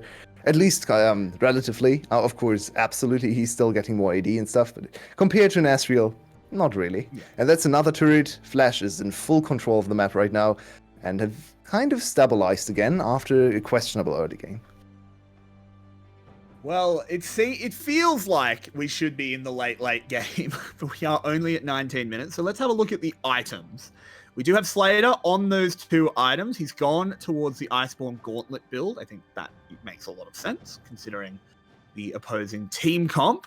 Ooh, but Cardi wants to make sure that we can't do any analysis as Venus. That's a very bold play, but Coded, of course, had arrived. The Leona can survive for a long, long time with her W and the Aftershock. Ego gets Deadly Flourish, but it doesn't live up to the name, as it's just a disengage. And look at how hard it is for Secret to ever do anything now into this team composition. They are so slippery on the other side. Both ADCs with very, very good abilities to kite. Then you have On as a little bit of a meat shield in front of them. And even the 𝗬𝗎 and the other cat can jump away. So how are they ever going to confirm kills here? DNK has to dash on out of there. Does manage to survive. Good attempt. There isn't really much Flash can do in the mid lane right now. It's I mean, they're in a little bit of a lull, and they missed the opportunity to defend the top lane turret. This was a little bit of a little bit of a misjudgment from Flash. I guess if they can get this tier 2 in bot lane with this rotation, could be fine. Good equalization on the gold there. And it seems like they are no, I don't think it's going to be enough for the whole turret, but at least half HP now, so it's going to set up a nice push with Baron on later. So right now we're still just in scaling territory. Flash has slowed down the game, they are ahead in gold, they slowed down the Dragon Snowball, so all is well for their side. Absolutely. Flash feeling fairly comfortable here. We do still need to see Ego sort of step up on this Nidalee. He's had a rough start to the game. But DNK, not necessarily up to his normal grave standard either. But so remember, it was the first pick Nidalee. True, it was. They're very confident in it. Where are your eyes drawn here? Where are you sort of thinking matters? So from Team Secret's perspective, I definitely want to follow 𝗀𝗃 and his ability to impact fights. He's the only strong member on his team right now. I guess you can say Artifact is decently strong as well, but I think it's all on 𝗀𝗃. And can he find a flank into the 280 carries? Can he lock down the Ezreal and, of course, the Lucian too? 2-0 right now. He has Flash and ult available. No TP for a flank though, so might have to wait a little bit longer for his next opportunity. Because they lost the last dragon, fighting for the next one doesn't really make much sense if they don't feel confident. So all my eyes are glued to 𝗀𝗃 and what he can do in the next team fight. Because if he fails, if he gets shut down, I feel like the game is basically over already. I feel like they have to fight for the next Drake for that reason. It is Ocean Soul. Like, that's pretty important. If they manage to win the next fight because their comp is still mostly online in a minute, then maybe you manage to get the lucky team fight on the last one when you've been outscaled, and then Ocean Soul happens. And actually looking at the oh, never mind, 𝗁𝗁 a little bit caught on top lane. He has Flash though. Yeah, and Venus has not thrown out the Solar Flare, but right as I say it, the slow lance flashing away from that Zenith Blade. Now the Ornn Ram coming in, the culling as well. Venus pops that Gargoyles, but he still goes very low, gets healed. Yoshino can't quite hit the knock-up, but last chapter comes in, only stopping the clone. Flash will not find what they wanted. That's really not the play you want to go for, Team Secret. You don't want... I mean, looking for picks and sidelines is always nice, especially from behind. But against Lucian with Flash, it's so unlikely to succeed. And now they're in a bad position to contest Dragon. They might even have to give up the attempt altogether, because they are so far behind. Their HP bars are quite low. They're going to lose 𝗁𝗁 here. So it seems like Team Secret really lost their chance to contest this one. Have to go back to the next one. Or... do they still fancy a fight here? I think they do. Celebrity in the backside could zoom on out as Yoshino doesn't care too much about that 4-shot. Venus goes in. The dragon's already gone. There's nothing to fight over here, but Team Secret want to do it anyway. 𝗀𝗃 spinning, trying to get the knockout. But look at Celebrity as he's getting taken down, and this is all Flash all the time. Artifact, he's in all this trouble, and Slater just chasing everyone down. DNK will just hit that B button. Will actually probably get away. One more for Baron. And I don't think you can say that they will. Slater finds another kill. Will he go on to Venus? No, he gets away, and they should head straight to Baron. Yep. And that should be all she wrote for this game. Slater felt strong enough to just flash forwards into the enemy team because he knows that no one can do anything to him. He waited out 𝗀𝗃's engage, and once 𝗀𝗃's engage is done, no one can touch Slater. So he just flashed forward confidently. That's Baron. That's the second Dragon denied from Team Secret, and it's also a 5k gold lead with a significantly better scaling team composition. So Team Secret is looking at the next game. This one is very unlikely for them in terms of their chances to win. So look at 𝗀𝗃 here. 𝗀𝗃, he tried to get on Slater, but in the end not successful. And then Slater just flashes forward. He's so confident, no one can do anything to him. Almost gets the kill on DNK. He has to flash away, or forces the flash away. On the other side of the fight, it's just a 3v2, and Yoshino is so tanky. No, look at him. He didn't even lose any HP. Care. Yeah, level 13, strongest point in the game for Ornn. He just completed his 2 Ornn items, and no one can touch him. It's against Jhin too, so Ornn is actually a good champion because he gets to be a tank, and the enemy has no DPS on their side. Jhin against tanks is depressing. Yeah, it's really interesting. So, and Syndra against On is also quite sad to watch because Syndra can't damage On. On has 120 MR with just one item, which he actually didn't go for. He didn't build. Yeah, he went full armor because he knows that Syndra can't even touch him if he, even though he didn't build any MR besides boots. So. Yeah, this On is super confident, and Jhin is looking at the 350 armor or something, so there's no way he can ever touch this On. Yeah, I mean, if we're being honest here, Flash is just going to have to dot the I's and cross the T's to close this one out. This is an outscale. That's what happens, and we don't like just talking about scaling too much. It's become a little bit of a dirty word, but Yoshino throws out the ram straight onto Artifact. Oh, no! They just got artillery shelled. You have to dig a trench at this point, Secret. Even at a flash. Didn't try to flash. No. I think he was pretty hard CC'd. Yeah, he so was CC'd. I don't know if he had a chance. And that's going to be... Okay, we skipped the turret, apparently. I mean, the curtain call did absolutely nothing. The turret's down, the inhib's down, and they're just going to look for the win. DNK Team Secret doing really what he can't do can. anything anymore. I think they wish to go to the next game too, because this is just depressing to play. No one has agency. Yoshino gets the knock up onto Coded, trying to run away, but will get stopped up by the Yuumi, the cat, doing the very good job. Venus goes in. They do manage to get one kill back. Could potentially stop the end of the game, but one Nexus Tower falls. DNK goes very low, as you said. Baron is still available. Yuumi heals as well. True Shot Barrage goes through the middle. The tower's falling very quickly. They've got 280 carries to chonk it down. Venus going in once again, trying to bring the might of the sun. With these health bars going down, they might have to back off with only the Nexus standing. It really won this fight. I mean, Team Secret did, but did they really? Did they want to continue this? I think DNK is really up. DNK doesn't want to keep playing this. Yeah, DNK just pressed FF, basically. The pro equivalent to pressing FF is running it down mid lanes. That's the game here. Flash going to win very confidently in 27 minutes after a rocky start, but never really losing full control of the game. They had one passage of play, but they could have lost the big advantage, but... That's it. We have this final team fight, though, Yulwei. I do have to do the formality of casting it as Coded goes in spinning. Venus taken down there by Slater. Celebrity Mill will be the next one to fall. And that will be now the Nexus finally going down and Flash going up to a one-game lead. Yoshino wins his first playoff game despite being a two-time title holder. And now Team Secret has to go back and think a lot about this first game. They tried to go for a proactive team composition. They gave Flash all their scaling tools. They gave them Yuumi and Ezreal. We have seen time and time again. Ezreal Yuumi for Flash is basically an insta-win because Slater is incredible on Ezreal. Palette is a very good Yuumi player, and together they just survive early game and win all the team fights. So I think they have to change some priorities. First pick or first rotation, Jhin Graves is something I don't want to ever see again. So let's see what Team Secret changes for game 2. But this was an exciting end to the first one. It absolutely was. And we will go to a short break. I promise it'll be short because we've already had our fill of breaks tonight. That break was longer than the game. But we'll be back very soon with our analyst desk to bring you some of the big brain stuff before game 2. See you guys very, very soon. Don't go anywhere.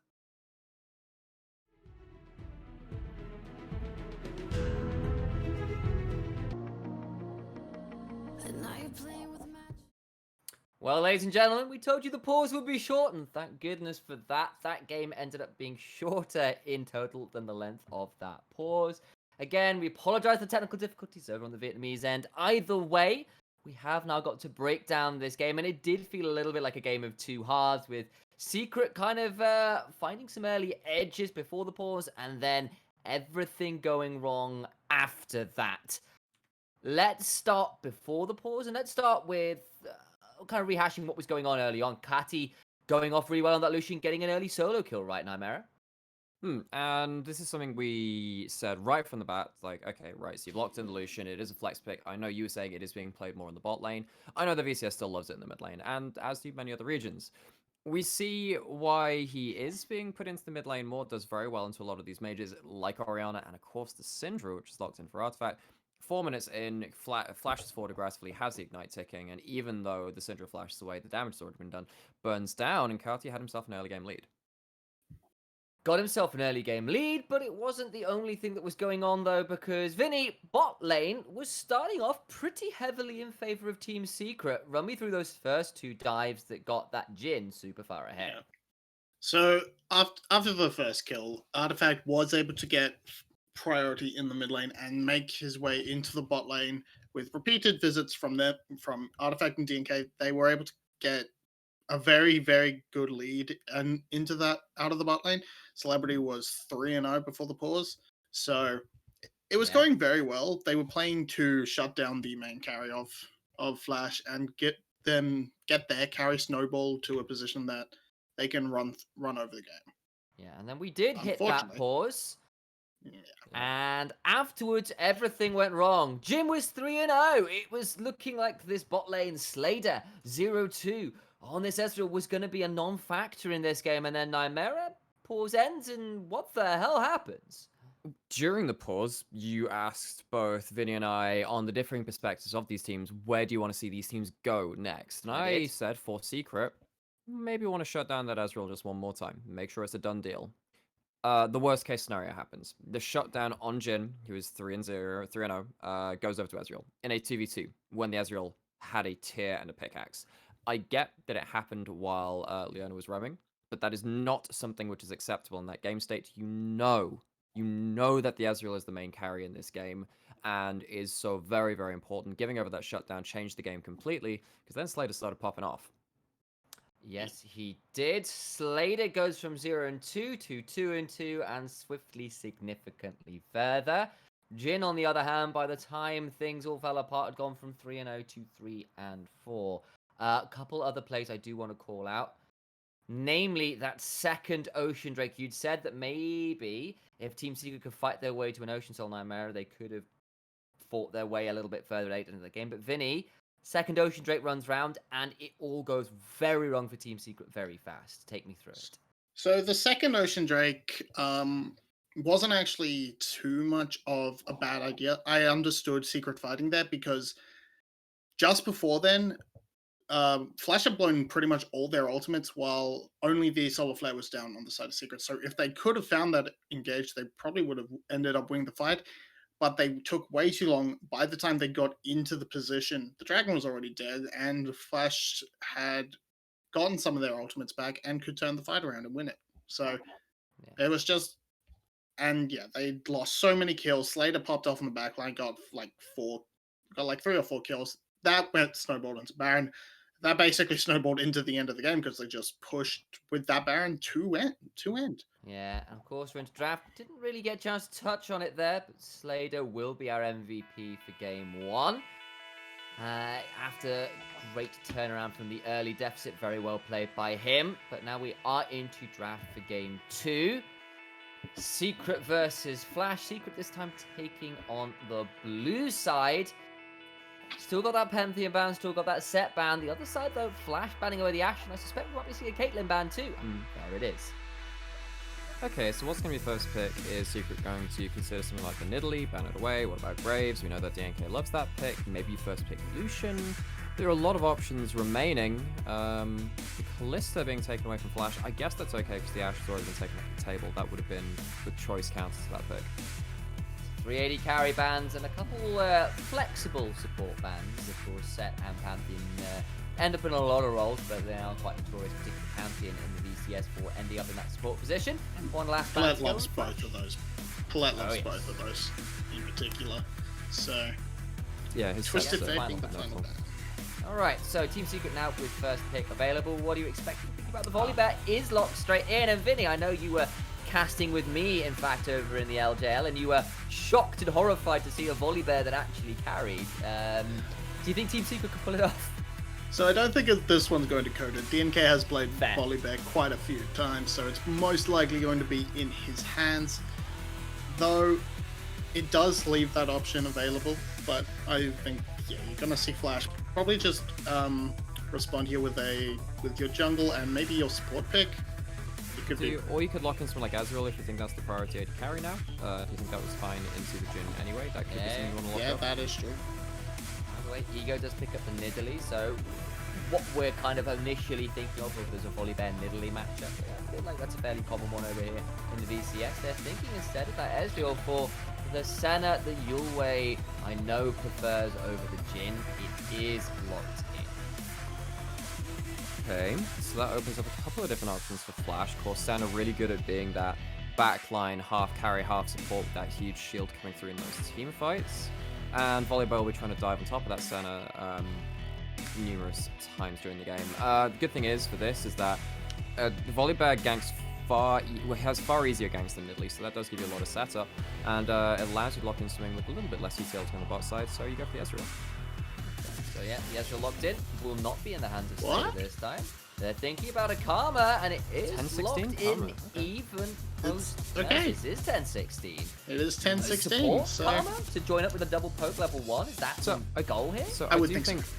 I do think that Karma is only really good in the support role now. I think in solo lanes, the Q nerfs have really hit her trading and wave play potential. Ezreal Karma is still a really strong level 1 lane. It gives you wave push against pretty much everything else in the game, even stuff like Caitlyn sometimes. So, strong bot side focus to play around from Secret, and to respond, strong mid laner in the Syndra, and this time you can probably ban away stuff like Evolution if you want. No. Vinny, what kind of bans do you wanting to see here at this point? what bands I'm looking to see? I would like to see. Well, I'm not entirely sure what Secret's going to do, but I would imagine taking away that Cannon to remove that blind pick option for Yoshino. I think they're most likely going to leave him to that last pick, but remove the Cannon, perhaps remove the Ornn as well. Those have been his two sort of comfort picks, so Could maybe remove we. Camille, maybe. Yeah. I think the Cannon is a Could. definite. Cannon's a definite because you do want to take away that backline dive option where, like, even Ezreal is not slippery enough to get away from a good Cannon flank. That's just the nature of that top lane champion. The Nautilus has been taken away from that center. I guess that's fine because the camera is still relatively squishy. I actually wouldn't mind seeing someone like a Lux support out of Flash if they want to play that again, because Lux is I pretty think good that's versus the way you Karma. want to go. In Lux mid is and late pretty game, strong one right now. binding. Wait. What one Would binding you- just ends a team fight. And it's, I know you kind of rate Lux into Karma as well. Yeah, yeah. But we've still got a little room to go. They've gone for the Nautilus here, as you said. Jack's banned away from Coded, who The Coded has special. done very silly things on that. And even that last game, hell, he got the kind of the 1v2 outplay versus Ego and Yoshino up in that top side. So could definitely look to try and find a bit more of a route into the game if that was to go wrong. They do take up the Leonis. It was hard engaged supports that were the name of the game. Flash now with their first pick of the second phase. Got to think about what they want to go towards. Likely perhaps a support pick. That is kind of a weird pick because I think you have the Lux to pair up as the I option. think that if you lock in and I Lux, don't you do have think a very Palette's squishy team, though. and I don't necessarily think Palette's that scary on the traditional hard engaged supports, but we're just gonna say Kench. Okay, so the old Senna Tahm Kench bot lane, you can hold mid forever with that particular one. You've got double global effectively with them, so it's been seen, it's been done before. We know how it goes. Secret Ooh, we're are gonna see it. hovering Lilia, and you can feel the fan club I don't mind it, raring actually. over There on you the go. caster desk. It is locked in. Oh, wait, Still is this Lilia flexible top? dice. Is this gonna be Lilia It top? could be Lilia top. It could be Lilia top. I Exactly. love think it. I will mean, be. Irelia as well. You've now got triple dive. Irelia and I think it's Volibear Irelia with a mid. Lilia. And I love this, I Irelia love mid, this. likely. I know Karma that to there's been a backups lot and of shields. opinions. A lot of opinion on Lilia is that you do need someone else to take some of the fire away from her, so she can kind of like start running around without having to dodge all the skill shots. Having a Volibear with a Karma shield, and then also having Irelia and Ezreal being very mobile, it enables Lilia so hard to get those huge sleeps. And if it's AOE enough, you hit enough targets, Tahm Kench can't save everyone. On the other side, though, the response is Camille. Is that going to be... I mean, if it is Lilia into Camille, I could see that being a little scary because you It's just not going to be No, no, Lilia it'll into be Camille. It'll just be Volibear. Lilia jungle. Okay, It's so we'll Irelia see if mid. it- It's it'll be- Irelia okay. into Syndra. That's the thing. Absolutely. Take me through it. And yeah, I don't mind it so much. I think it probably going Lilia top and making the flex last minute just to shut down the Oh, it's not. make the Camille's life a lot harder would have been Yeah. wouldn't have been bad. But No. instead, we're just gonna have again two power farming junglers. I think we're gonna see potentially an explosive mid lane if Aurelia can get off to it. But I really want to touch on that because Aurelia's versus double AP. It means you can itemize into MR in your runes in Merc Treads too, and Aurelia's very happy with that situation. All right, so it's going to be Lilia jungle. VolleyBear will be flex top, despite the fact we were kind of expecting it going towards the jungle. Also gets Lilia outside of a potentially awkward matchup with Camille because she could hex tech her in place and feel very sad about things. Can't run away. Seen both team comps. Who are you favoring here? It's a little bit of last-minute unusualness from Secret pulling out the new tech of Lilia. It's a bit more traditional from flashes of the recent patches. What are you expecting to come out of these two teams? Okay, so I think that if Secret are very coordinated, this is a nice draft to play around certain areas of the map. Given how last game went and how well Flash played even off of a deficit, I still can't give it to Secret though. All right, yourself, Vinnie, be quick. We're going to be moving to the riff very shortly. yeah, I think there's definitely potential for Secret to play this out well, but overall, I don't know if they have it in them to take out to beat Flash. All right, well, still favoring Flash, even with some spice from Secret. Well, that'll be enough from Heroes on the Analyst Desk. We'll throw you over to the clubhouse for all of those Lilia fans out there over on the Rift. See you in a minute, guys. Yulwei, we've got to watch out because Lilia's been picked and we both love her. Oh yeah. She's in the game, finally. She might lose though. I'm a bit worried about Once the again team. finds her way to the worst team, but maybe she can bring the victory to Team Secret. Very interesting team compositions here on both sides, in my opinion. Senna 𝗀𝘀 is not really something we expect too much from 𝗏𝗏 and Slater, especially from 𝗏𝗏. I mean, we have seen Senna from Slater, but 𝗏𝗏 and 𝗀𝘀, he was very good last split. I remember a few games where he played 𝗀𝘀, and he actually looked super good. He was farming 𝗀𝘀 at that time. DNK starting Raptors. I'm getting hyped. He's starting Raptors. He knows what he's doing. I like, personally, I think starting enemy Raptors is a really Yeah, good play. starting enemy Raptors is very good. But it's also very telegraphed, and you can see there's a ward spotting him. I just watched Kenyan, the jungler for down one, starting enemy Raptors in the first game against T1. He got kind of cored afterwards and had to flash early on. So, it seems like she still wants to go for the invade. Look at that. Look at top side. Okay. So very quick level 2. Wanting to steal away top side. And we have pressure from Artifact, so she's a little bit safer doing that. Should be... There were no pings on stealing her. red buff afterwards is have a seen little bit her. risky. Yeah. They must have seen her, but there were no pins. She is going to move over to the Krug. Whoa. This This is is aggressive. greedy. This is really greedy. Okay, she does. I mean, it makes sense. She's healthier this way, and not taking the buff is actually better for Lilia's HP because buff is a little bit annoying, especially the red buff. Can't really kite it too well, and you want to hit as many targets as possible with your jungle item. So it's better to do Crux. Crux also a lot of experience early on. So She does she need might. to take it though, or she's going to get 3 buffed. I mean, it doesn't really matter if you get 3 buffed if you take more camps, right? Because the red buff doesn't really matter too much. Seems like she wants to go for it anyway. Level 3, so 1 more ability, a little bit easier. Still has... does she have charges on her for refilling? We don't actually get to see that. No. Oh, what is going on We're here? Team we're Secret? talking a lot about the Lilia, but Team Secret have taken a bit of a weird walk there. But in the end, they just spot Ego, so everyone's playing with the cards face up now. So there we go. DNK waiting for the crab to spawn. He is full topside focused. We have a split map, and seems like the two junglers are kind of in an even pace. But Lilia still has a lot of camps available. So Lilia a little bit ahead of the curve compared to Ego when it comes to pure how much jungle is still available. So She also got both Raptors. Yeah, that's why. So if she can clear her whole topside jungle, she'll be ahead by 1 camp. Then also still her own Raptors to spawn for the 6 camp or the 8 camp clear, I guess. Or even 9 camps if you count the Scuttle Crab. So there should be a level 5 Look at very this soon. bot lane your way. Ego poking their head in. Venus still only level 2. Time And catch does 𝗁𝗏 get is the tongue here. lash. 𝗁𝗏 is here. This is a 4-man play. Coded has teleport, of course, but they managed to defuse that bomb. Oh, and that is very bad for 𝗂𝗀𝗀. He's still level 3. He missed his opportunity to get back into the farming game. Now *𝘁𝘁ie could steal his Raptors again. Maybe even the Crocs. Crocs are warded though, That's where so she's going. that's a little bit dangerous.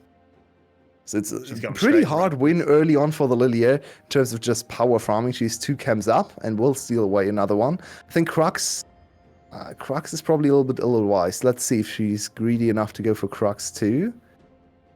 Okay, that was nice blast, nice 𝘬𝗏𝘀𝘆 to see if the Crocs are awarded, and they are in fact. So she just goes back to her topside jungle. Still hasn't reset, and is aiming to go. 𝘁𝘁ie is one of those champions where you kind of sometimes forget to reset. Because you never need to heal. You're always full health as 𝘁𝘁ie in the jungle. It's insanely easy if you know what you're doing. And gotta say, DNK might be our first VCS 𝘁𝘁ie that knows what they're doing. But 𝘂𝗀 really wants to make this a bit telegraphed as Slater gets bound up. Venus is incredibly low, has to play dodge the spear. 𝘂𝗀 shows the first spear is thrown, it lands onto Celebrity. Does 𝘂𝗀 want to pounce on in? There's a tether with that 𝘁𝗺's heal here as well. again. 𝘁𝗺 arrives, Swirl Seed rolls on in. Ooh, Venus with the nice little sidestep will get away. But it's tower plates for Flash. And we have to praise 𝘁𝗺 for his early pressure here. It is very impressive how much time he bites and still keeps up in CS against Artifact. Oh, good steal. With all the roam spot lane, he has applied a lot of pressure. 1 plating already for Flash spot side. And even though jungle is kind of losing pretty hard here, it's still looking quite good overall for Flash. Gold is 300 gold behind, but Slater now should look at something like a tier or the pickaxe first, plus mana crystal. Yep, there we go. So where's the first kill going to come? I think 𝘁𝘁ies almost have a little bit of a Nocturne effect. It is very, very important that they get good impact out of the first Lilting Lullaby. It's an incredibly high impact ult, and I think maybe not quite as much as like the Nocturne, where that first ult has such a long cooldown that it's super important. But I think you almost have to get a kill with your first ult as 𝘁𝘁ie. Yeah, and it's generally quite easy to get a first kill because it's a lot of damage and a lot of CC. This is something we haven't really seen much from 𝘁𝘁ie's early dragon, because 𝘁𝘁ie is quite bad at taking a dragon. It's really not her forte to go for single target camps. So getting an early dragon out of the way to prevent the dragon snowball for the enemy team, because 𝘁𝘁ie really wants to avoid taking dragons, is quite good for her. She's straight back to farming her own jungle and is going to hit level 6 very soon. I'm probably going to reset before actually going into a lane. So let's look at some of the targets available. Top lane, Yoshino. Oh, but hello, it's going to be the bot lane players. Venus just got completely caught out. Doesn't have the flash due to the early plays. And you asked where the first kill will be. It will be in the Catfish Buffet. That's all due to the fact that 𝘁𝗺 and 𝘂𝗀 came down bot again and again and forced all the summoners. No heal available for Venus, no exhaust for the lane, as they went with teleport for Celebrity, so quite risky into this very CC heavy lane on the other side, and an easy 2v2 kill enabled by earlier setup and roams, so Celebrity is just going to have to stand back and farm as much as he can. I would like to see 𝘁𝗺 block the cannon minion, did not quite do that. A little bit sad. Always these small little things you can annoy your lane opponent with are nice to see, but in the end it's still a kill to 𝘁𝗺, and he's super fast. Look at his first item, straight up Swifty boots to keep up with 𝘁𝗁. Yep. That makes a lot of sense. I like it. But look at this. DNK now has the level 6 to 𝘂𝗀's level 5. The red buff should push 𝘂𝗀 over, but it doesn't even do that. This is a free Rift Herald. Pressure in both the solo lanes converted to another objective. And finally, we have Bambi instead of Bambi's mum. They also have a 20 CS lead here, and they are looking for the first Lilting Lullaby. Not going to come in now. So as 𝘁𝘁ie, you want to spend as little time as possible setting up ganks. You just want to basically drive by and get a kill. You want to farm all the time. Ego now hit level 6, and there it is. There it is. She's singing the song. Artifact goes forward, lands the Vanguard's edge, but it's all getting turned around. It's an absolute disaster. Lilia trying to do what she can, but she is in the Hextech ultimatum. You can't outrun that. And oh no, Yulwei, it's all gone south. And that is such a bad use of the Aurelia ult from Artifact there. He disabled the sleep. He woke him up with the Aurelia ult, so the sleep actually didn't do anything. The sleep was completely ineffective because the Aurelia ult would have slowed anyway. So there was a very, very bad usage of that ultimate. Artifact should have closed the gap first and then used Aurelia ult to chase afterwards. Now Celebrity. We have another play down in the bot side as Celebrity's in a lot of trouble, but he's dealing a lot of damage onto Palette. Oh no, that true shot barrage just completely misses. That's a bit of a disaster. And there is no counter kill. And Slater would have flashed forward for the kill. And Celebrity a little bit more conservative, wanted to preserve his flash, stay safe. They forced the heal out of Palette, but not the flash, unfortunately. So you can still be quite aggressive here in the bot lane. So what are we looking at now? Okay, Ego jumped over the wall. This is the mid lane play. The mid lane play. So let's look at DNK here. So he hits very good Swirl Seed, and he gets the sleep in. So that's a slow and then a sleep. Why would you ult here? Just he also ended the CC, so Carti could fire back. The Artifact just completely messed this one up. He's not used to playing with a sleep, I believe. Because when you attack this the sleep target, it wakes up and can move again. So he actually gave Carti the way out by waking him up, and now Carti on one item already, looking very strong. Celebrity, once again, is going to get rooted up. There are a few members of Flash bearing down, but the slow from Venus will get him out. No problem. So now, we once again have Flash off to the early lead, Yulwei. How does Team Secret get back in this one? So this is the first attempt here. DNK has his ult available. This is a pretty easy dive. Coated can, of course, wreck the turret. No, he can't. They can also just take... Oh, he doesn't have the ultimate. Fair enough. He used to get away from the disaster play. But of course, they can still break the turret. He actually gets the unstoppable there, dodges that flawless duet. In goes the Vanguard's edge on the teleporting Carti. He'll hit the wall. Venus has arrived to try and turn this one around, but DNK, her legs are broken. That's an absolute disaster now as Yoshino getting away. Coated is going to get hunted down, and it's all Flash all the time here, Yulwei. Nothing Team Secret gets going has worked. Oh, another spear. Oh my, no, you can't be serious. Shadow. Artifact, I respect the attempt, but let's put the Irelia back in the box. Yeah, please. So, think back to yesterday. We saw Cerberus really a tilt in the last game. Feel like we are looking at a little bit of tilt from Team Secret. All their early plays have failed. All their 1v1s or 2v2s kind of failed as well. They're getting outplayed, outmuscled, outmechanicked in every role. Besides jungle, maybe now even jungle is ahead because Ego got all the kills and assists. So this is a very, very hard game to come back from. It's only the second game, so you have to reset after this one. Maybe you find a way back into this game. It's already looking a little bit unlikely though. So once again, very good play from Carti. Very good control of his spheres to stop the engage. The looking lullaby comes in on Carti.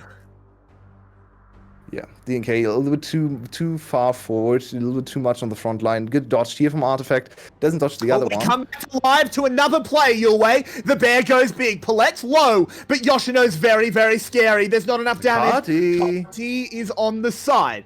There are two members of Team Secret as well. Round 2 will not be called. So Team Secret got their first objective. They stop the perfect game. They break the top lane turret. That's the first small little win. They actually got first turret too, and they're still 2k gold behind. So that is quite dangerous. Yeah, they got the dragon early on. That's fair. They still own 6 in kills and need to find something, anything really.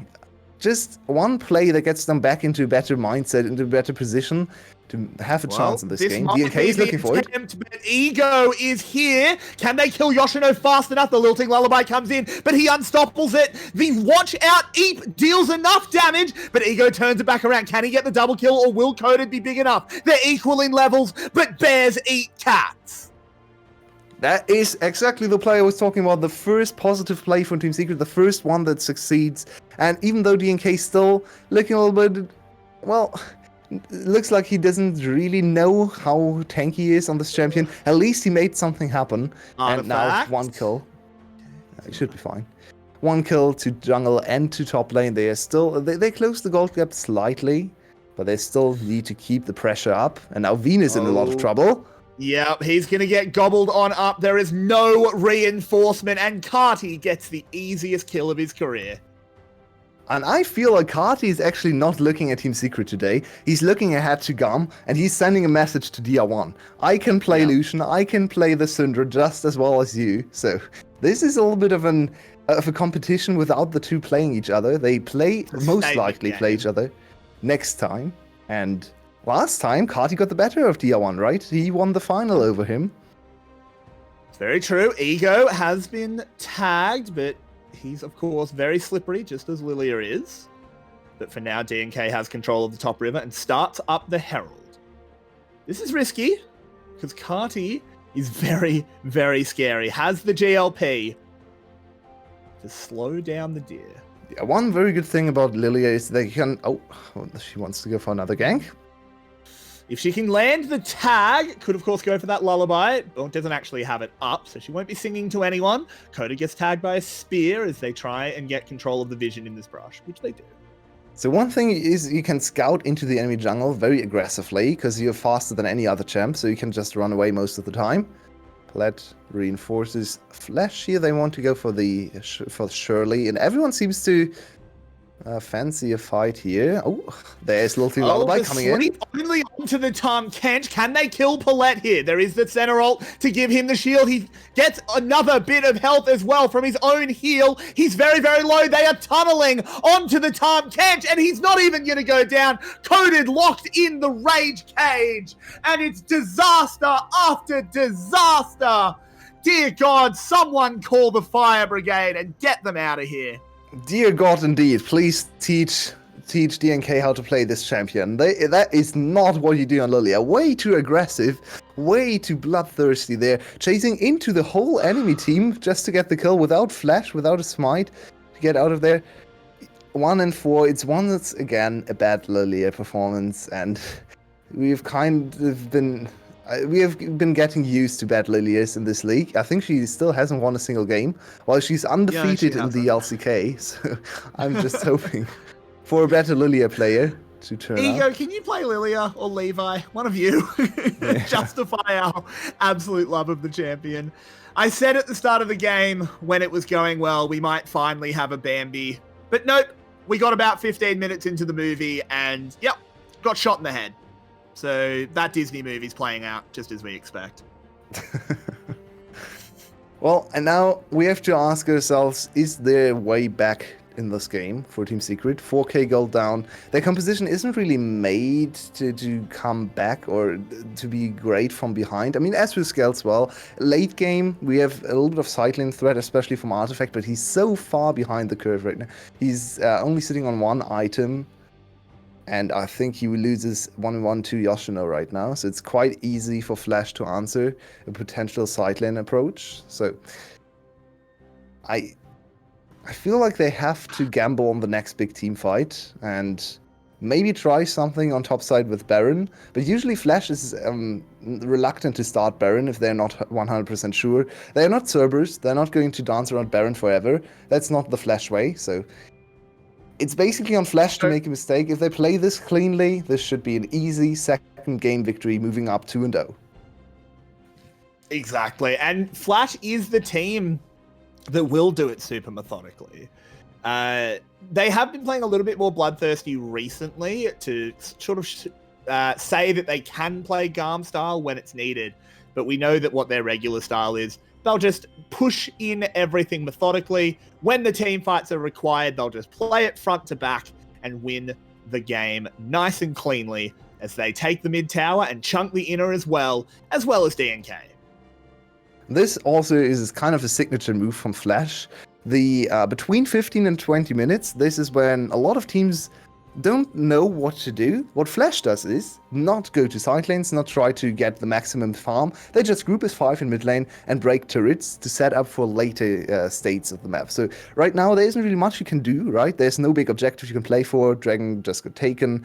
Baron isn't even there yet. The Shirley's already down. So instead, Flash just used their pressure, their gold lead, and the advantage in terms of just having more members in the mid lane to force 2 turrets, and now the whole map is broke open. He gets caught out. 4 members bearing down on him. Slater puts everyone in the spooky mist. Cardi gets stunned up by the flawless duet. He flashes away as well and should be able to get to his team in time, unless there's a Senna W. Nope, he gets sped on out of it. Yoshino coming in though, goes immediately for that ultimatum, and he's thrown the deal on the table. Time Kent's trying to gobble him out of there, but Coded now charging in. This could be way. The flip is coming in. It's looking like an absolute circus, and we're riding the high wire. There's 2 kills for Artifact, a shutdown for DNK, and Team Secret retrieve some hope. And they are calling for Baron. Did you see the chase stop from Coated? He could have gotten the kill, but he wanted to stop the chase to go for Baron on spawn. It's there. This could be one of the fastest, or the quickest, or the earliest, this is the word I was looking for, Barons of the split. Yes. And they are 5 members on the Baron. Bacardi is quite strong still, a lot of control. Slater with a lot of line damage too. Ooh.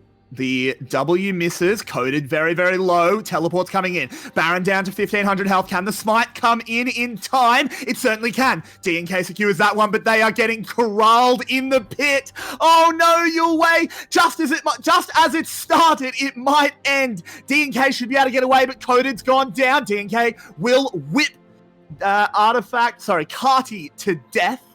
How many members will escape? I think it'll only be 2. That's not worth it. It's always risky to go for an early Baron. It just takes very long. Your spawn, the enemy spawn time is short. If you don't get a 5-for-0 ace, I don't really advise to go for Baron. It was very decisive, and that's good to see. Team Secret still thinking about ways to win the game. They have not given up, and that is definitely reassuring here.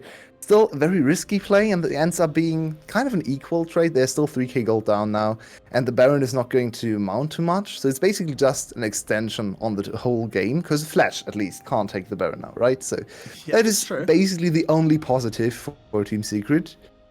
But let's look at this very, very important fight in the mid lane. Yoshino way too far forward, and Flash overall just get...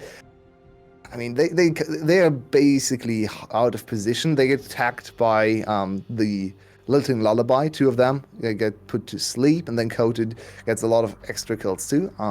Actually, have to check Coated's build. I believe he's full tank and still dealing a lot of damage in the mid game.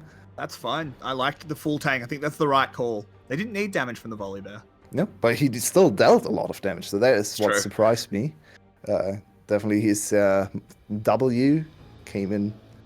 Let's talk about items a little bit while we do have a moment. Yoshino, I don't think will get caught out here. No, he's so fast. He's fine. Has Boris struck this day? Oh, I might have to come back to it. Oh, no, never mind. The flawless threat doesn't count. Oh, nice double pink. Insta double pink. They wanted to have... What do we have here? We might have a fight first. Team Secret still want to utilize their Baron buff. All right. I'll cut you off if the fight comes in. Okay, fair enough. So it seems like everyone is building the items we expect them to build. We have 1.5 items for DNK. We have the first 2 very standard items for Ezreal. So I don't really see... Oh, okay. I'm not really in agreement with Karma's items. I don't like first item redemption too much. But it's okay. It's not like Boris, a hard one against her there.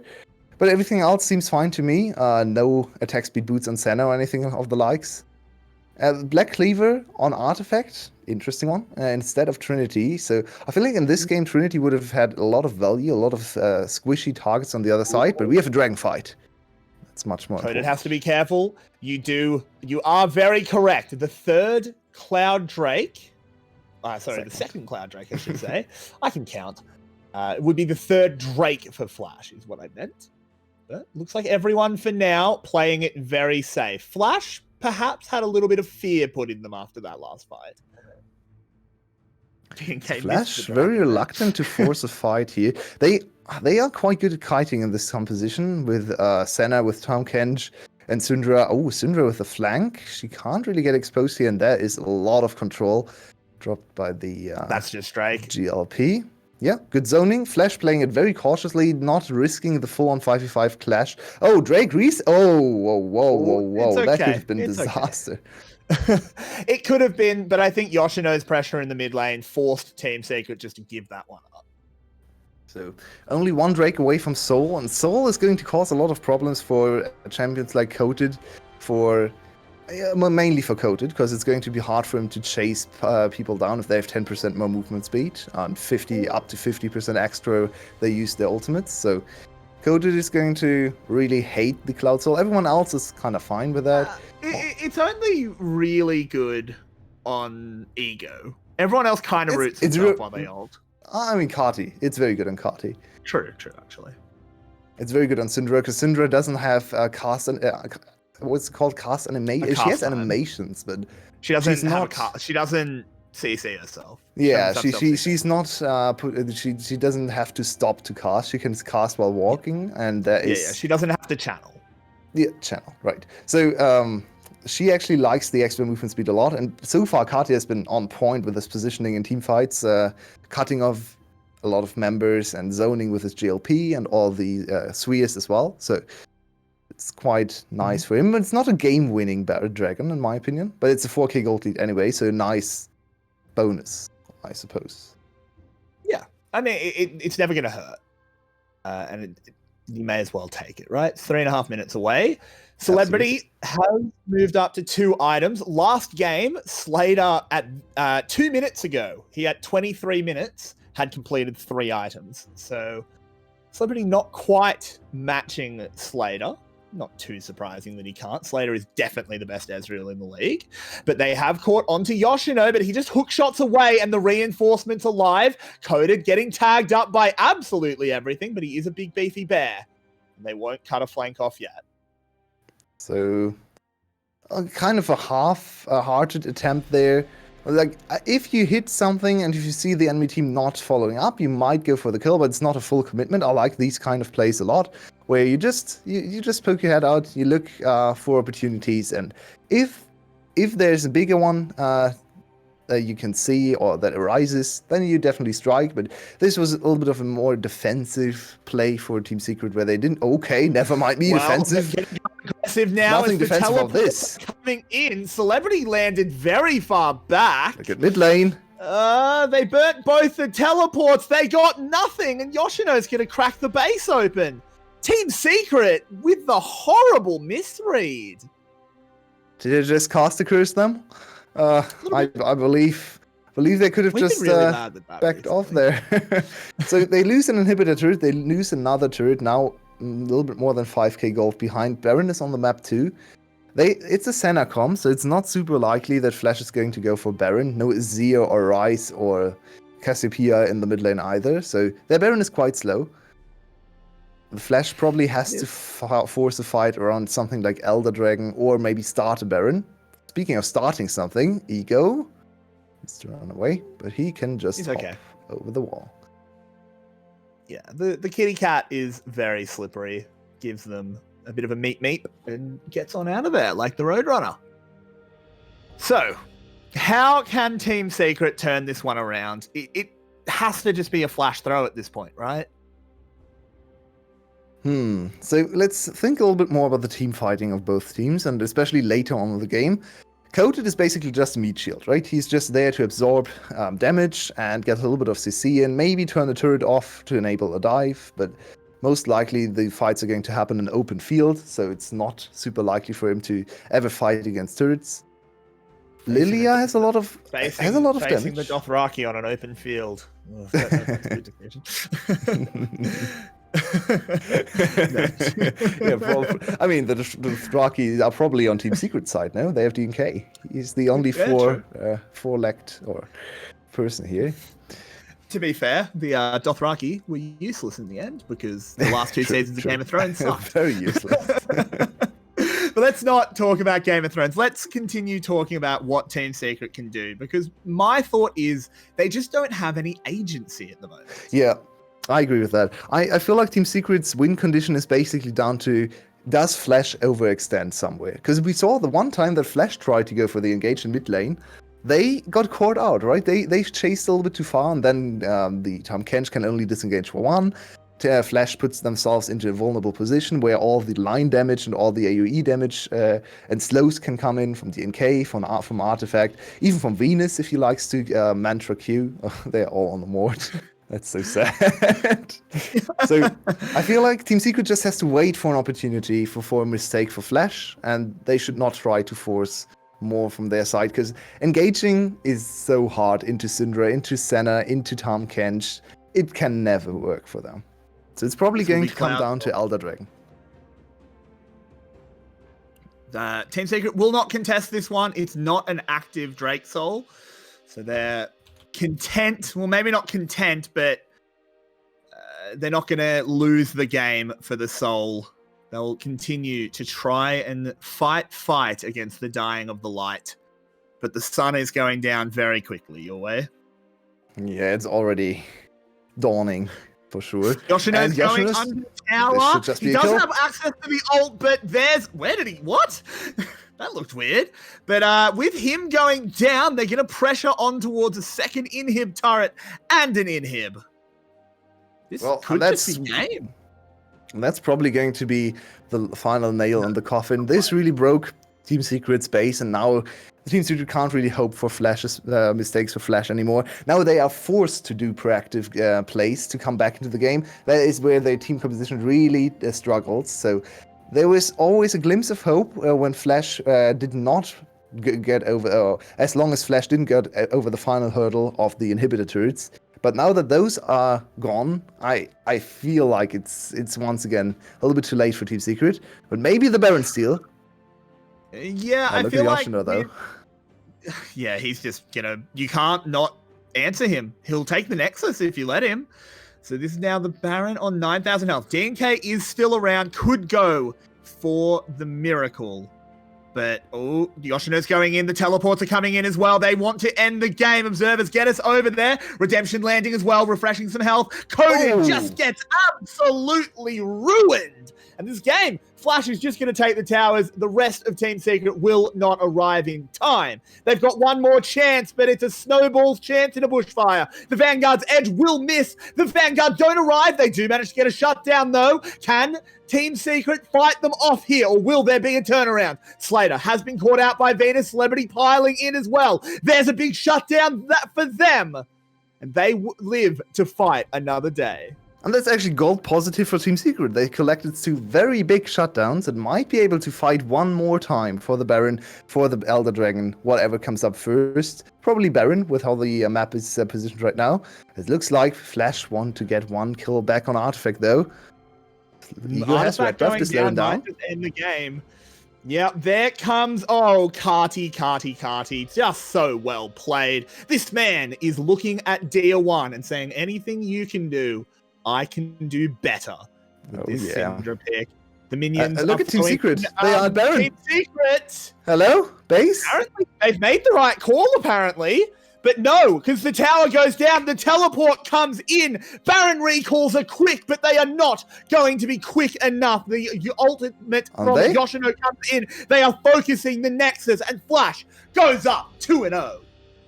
And everyone in the world is right now complaining about the stale matter, about team fights every time, about dragons being the only thing you have to play around. And we see Yoshino come in his second ever playoffs game and show us some vintage split push to victory 𝗀𝗵𝗆 gameplay. That is so exciting to watch. Yoshino with great map reads. Flash overall just looking like the more coordinated team. Better set up to success. Great early game, then great execution and closing of the second game. 2-0 up. We're looking at back-to-back 3-0 series. Yeah, I mean, look, coming into playoffs, we knew that 𝗁𝗏 and Flash were a cut ahead of the rest of the VCS. We know that. but we were hoping that because Team Secret's ceiling is really high. When the stars align for Team Secret, they look really good. But the stars and the planets are all out of order. This is a bit rough. Yep, Team Secret needs to come up with something different. I'm excited to see if they have another ace up their sleeve. They're usually our most creative team in draft. They've shown us bot lane 𝗂𝗂𝗵, so maybe go back to something like that, throw everything planned out of the window, and maybe go for a crazy draft to surprise a game. If you can win one game, everything is possible. So let's see what the next draft brings and what our analysts have to say after the pause. Absolutely. We'll catch you guys in about 5 minutes.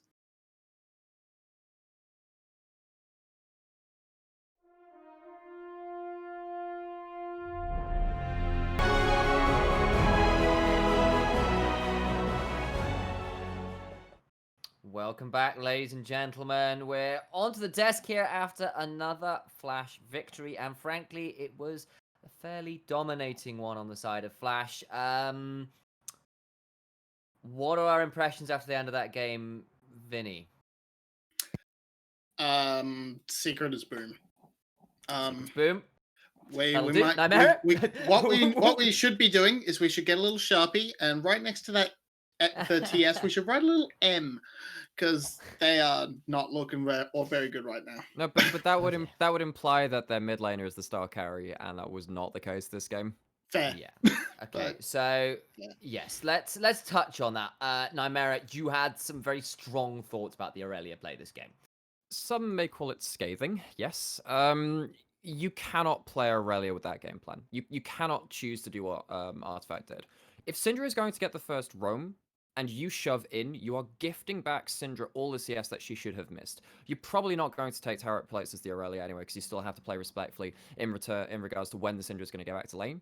Artifact had a XP advantage, managed to deny some minions away from the Syndra, and then had the level 6 to level 5. That is the absolute biggest glaring green light you have as an Aurelia player. You have your ultimate, even if you flash away as the Syndra, you get tagged by the ult or the E, you just die. You're against double AP as well, you can itemize very effectively. We didn't see a Wit's End. So Artifact, after allowing Syndra to go bot, get a lot of pressure, then allowed Syndra to freeze at her own tower, reducing your all-in potential, and just Aurelia does nothing from that point onwards. And then the disastrous play happened, Aurelia falls behind. That's game over from a mid lane perspective. And let's kind of touch on the two kind of vice versa plays. Let's talk about the bot lane focus from Team Flash that did work out after a few kind of aborted attempts, Vinny. And then we'll move on to that kind of horrific Aurelia Lilia play over by the red side Raptor camp. So, Vinny, what was going on with Flash's game plan around bot? And, they kind of just hard focused around trying to get dives going on down there, right? Yeah, they were just trying to do more or less what Secret did to them in game one, and it wasn't quite as effective. They didn't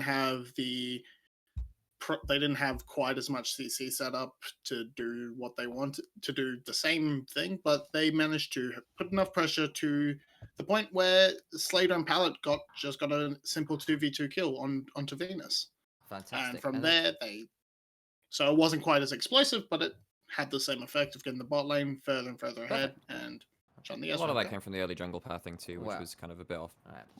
I'm aware we're a little pressed for time here, because of course we don't have that much time before draft. So let's move on a little bit. Nymaera touched very briefly on the Artifact play that went horribly wrong that you alluded to, and we'll kind of move on from there.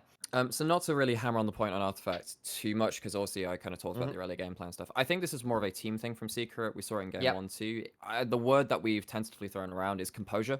Yes. Team Secret, this is when you don't have composure, you just end up making the mental boom plays. You're doing stuff like heavily over-engaging, flashing in and committing ults when there are teleports available. And Flash, not just to talk about Team Secret either, have been really good at the responsive teleports. We saw Yoshino, even in the bot lane dive, where in the first game it didn't go so well, very quick on teleporting in response. And I think that what happened was just Artifact went way too deep and then just committed to a play which just couldn't work out. Yeah, and we saw that in top lane where it all got turned around, and it was all looking fairly awful. We were talking in behind the scenes saying, what on earth is going on with Team Secret? They've just not been respectful of teleports, of plays, and got turned around. It looked like it was a done deal, guys. And then we saw Yoshino engage in mid, and we thought maybe Flash might have a way back into it. Am I right, Vinny? Yeah, so I mean, they almost, and they actually did have a way back into it. They got pretty much almost a clean. They got 3 kills. Yeah, they got 3 picks, and for basically free, and then tried to turn that into a Baron.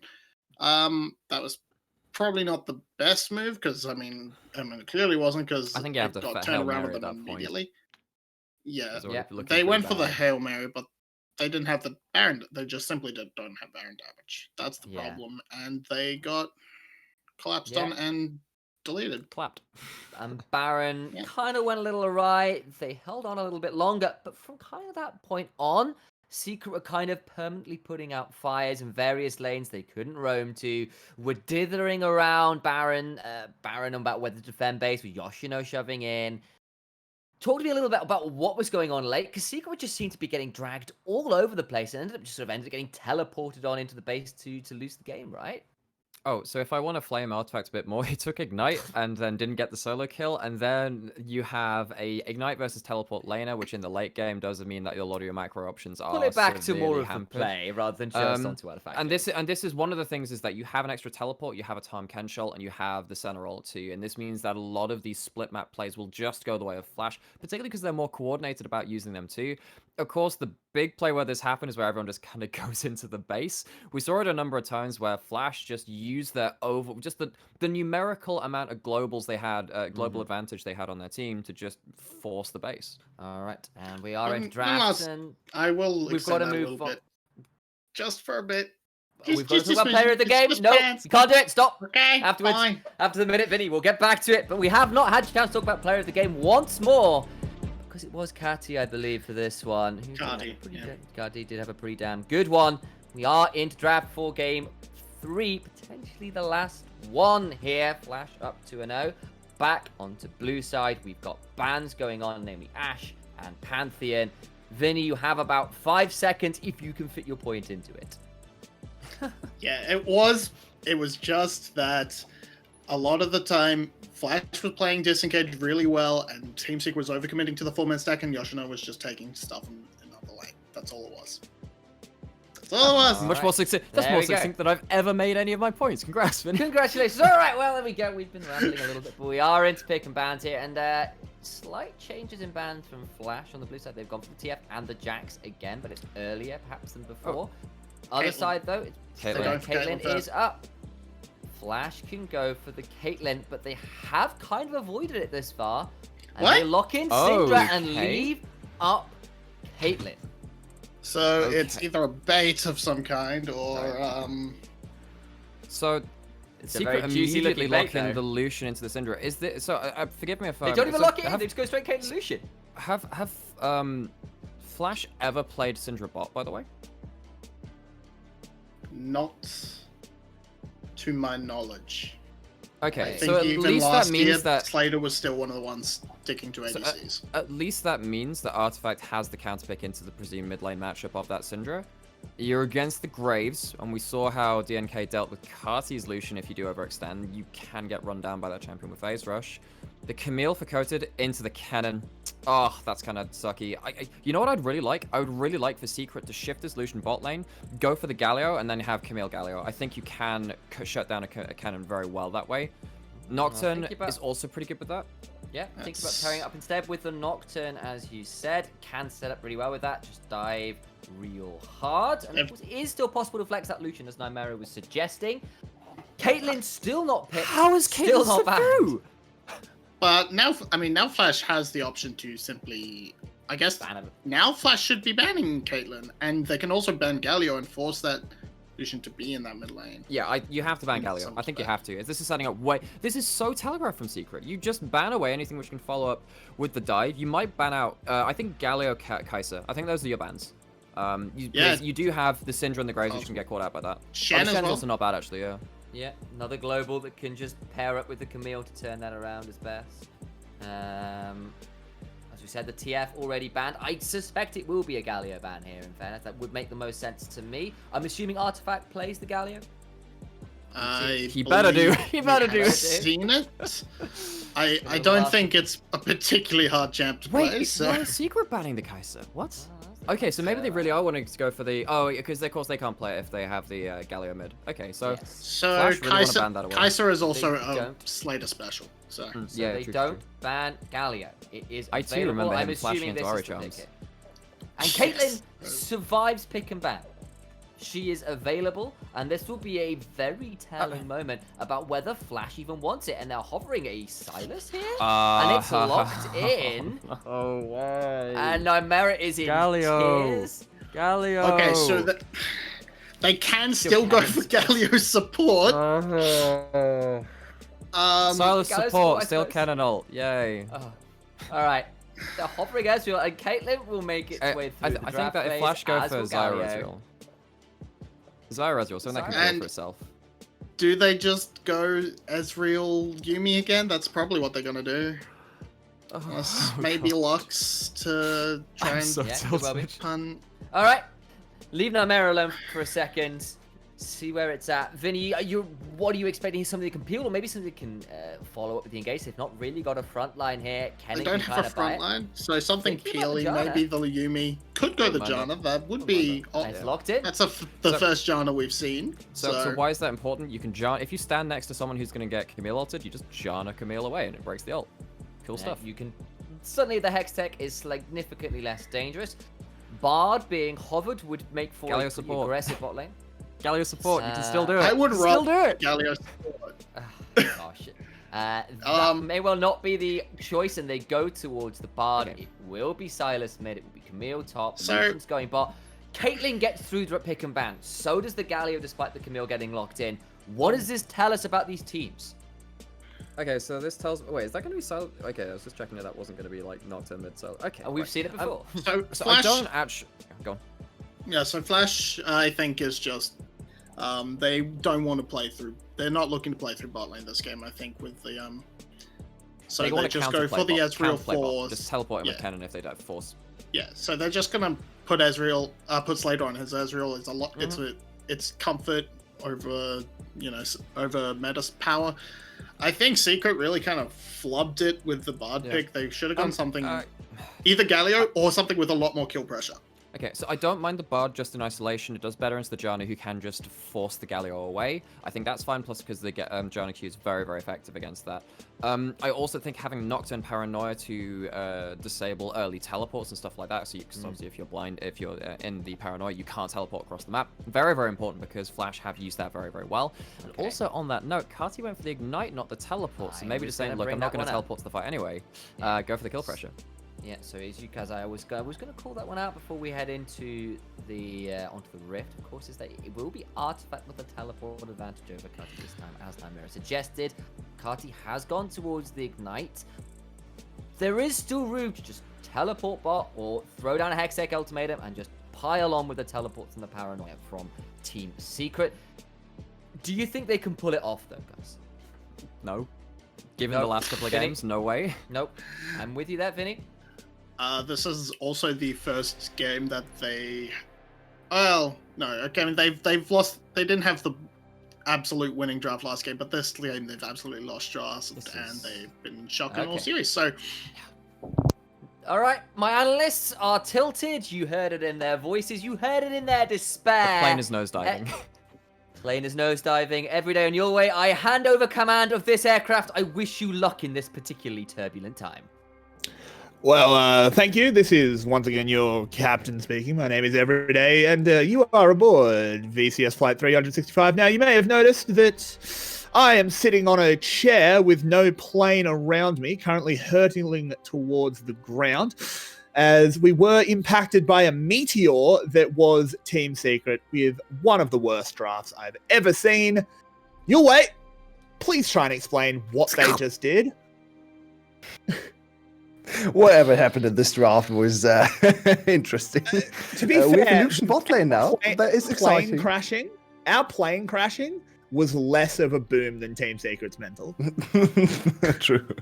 So, I have something to talk about because I am, of course, an Enchanter player, and there is a Janna in this game. And Usually, I don't really like to play Janna too much because she's, well, I have other enchanters I prefer, but Janna in pro play is actually something I want to see more because I feel like she has a very defined role in the game and can actually be utilized much more as in disengage. It's one of the best disengage tools in the game. The interaction we have to look out for in this game is Janna ultimate against DNK ultimate. So DNK can counter the Janna disengage with his spell shield, but once you break the spell shield, you basically disengage for free against Nocturne. So we're going to have to see if 𝗏𝗏 is on top of his game and can utilize that interaction to the full effect. 𝗏𝗏 also going for a very aggressive rune path. By the way. Double whirlwind. That was done. dirty. But look at his rune choice. He actually went a Taste of Blood to perma trade in lane. That is not a support rune choice normally. Taste of Blood great. and I love Comet. it. He's a mid laner now. Yeah, and this kind of screws. Oh, DNK has found Ego, lands the fear, is chopping him down, flashes forward. He backs himself to win it, and now the bot lane arrives, and something goes right for Team Secret. Artifact is on top of 𝗁𝗏 as well, gets that Kingslayer, but gets knocked away by the Scout of the Week. Should have the abscond abduct in a moment. Might be able to turn that around as the rest disengage. We need to look at this mid lane because he will go in. The chains hit a minion. That's a bit of a disaster. He's ignited. He's dead. He tried to flash on top of him to get another auto attack in, but not quite enough. Teleport. Do you have better late game control? Because last game he didn't make anything happen with the ignite. Why would you ever take teleport on mid lane? DNK? He is in a lot of trouble. Successful spell shield, but doesn't have a flash. Does have a team to come in though, as Ego gets chunked down. Teleport called in from the top lane. Both of them have arrived. 𝗀𝗏 gets onto Ego. Take him down. He's got some very sharp legs. Yoshino's the next target, but that is another lovely tornado from 𝗏𝗏, buying them space. Slater in the middle of the enemy. What's going on? Will be able to chop him down. Artifact gets that revolutionary whirl, but he is traded. 𝗀𝗏 flies in under the tower. A risky play. And now Yoshino's the target. And Yulwei, we're at 4 minutes and we have 8 kills. It's not over. Ego wants some more, or maybe? No, okay. He wants to get back to farming. He's, everyone on Flash a little bit shell-shocked. Team Secret ready to fight, and they have nothing to lose. So that is a very nice change. Oh, terrible timing, 𝗁𝗏. He mistimed it. Yeah, that too. But look at Venus turning this fight the first time. Very, very good timing on the Q. Lovely Bard play. Then we also see one of the best whirlwinds I've ever seen in pro play. That is perfect from 𝗏𝗏. Great prediction. Gets turns around the fight once more, but then Slater. Not sure why he came from there. Slater just kind of into that way. And then Celebrity still has red and blue buff, so he's full mana, full HP. Doesn't even get turret aggro there, and gets another kill for himself. So now it's a 6-2 kill lead. The first early game heavily in favor of Team Secret, more so than in game 1. And it's their time to show us their ability to close games. And Yulwei, we thought we were on a crashing plane, but with how insane this game is, I think we're that flat earther that launched himself up into the sky on a rocket to prove the earth is flat. Then it exploded and he died. So I think we're that insane here in this game. But the real question is Team Secret flat, or will they keep this hype up? Well, for now, they're actually fighting back. And first, the 2 kills early for the bot lane Lucian is the greatest start you can ever hope for. You can now dominate lane. Venus also offers a lot of extra damage. And 𝗁𝗔, of course. So 5 assists, by the way, for Venus. Very nice start.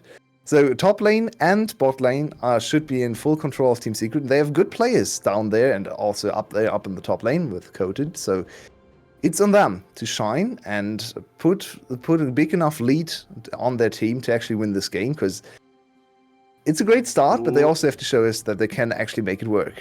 Good Artifact trade in from trouble. 𝗁𝗏. He has ultimate. And bang! This is why you don't play Silas in this situation. DNK is trying to get those hands going, but can he bring the nightmares? Oh, where are you going, son? You're just 𝗀𝗀𝗆. Oh boy. We had hope for a moment. Oh man, I mean they're still ahead. Let's look at the positives. A little bit too aggressive there. And 𝗁𝗁 once again showing us his incredible prowess on this champion. Was first picked, and we see why. So let's look at 𝗁𝗁 first.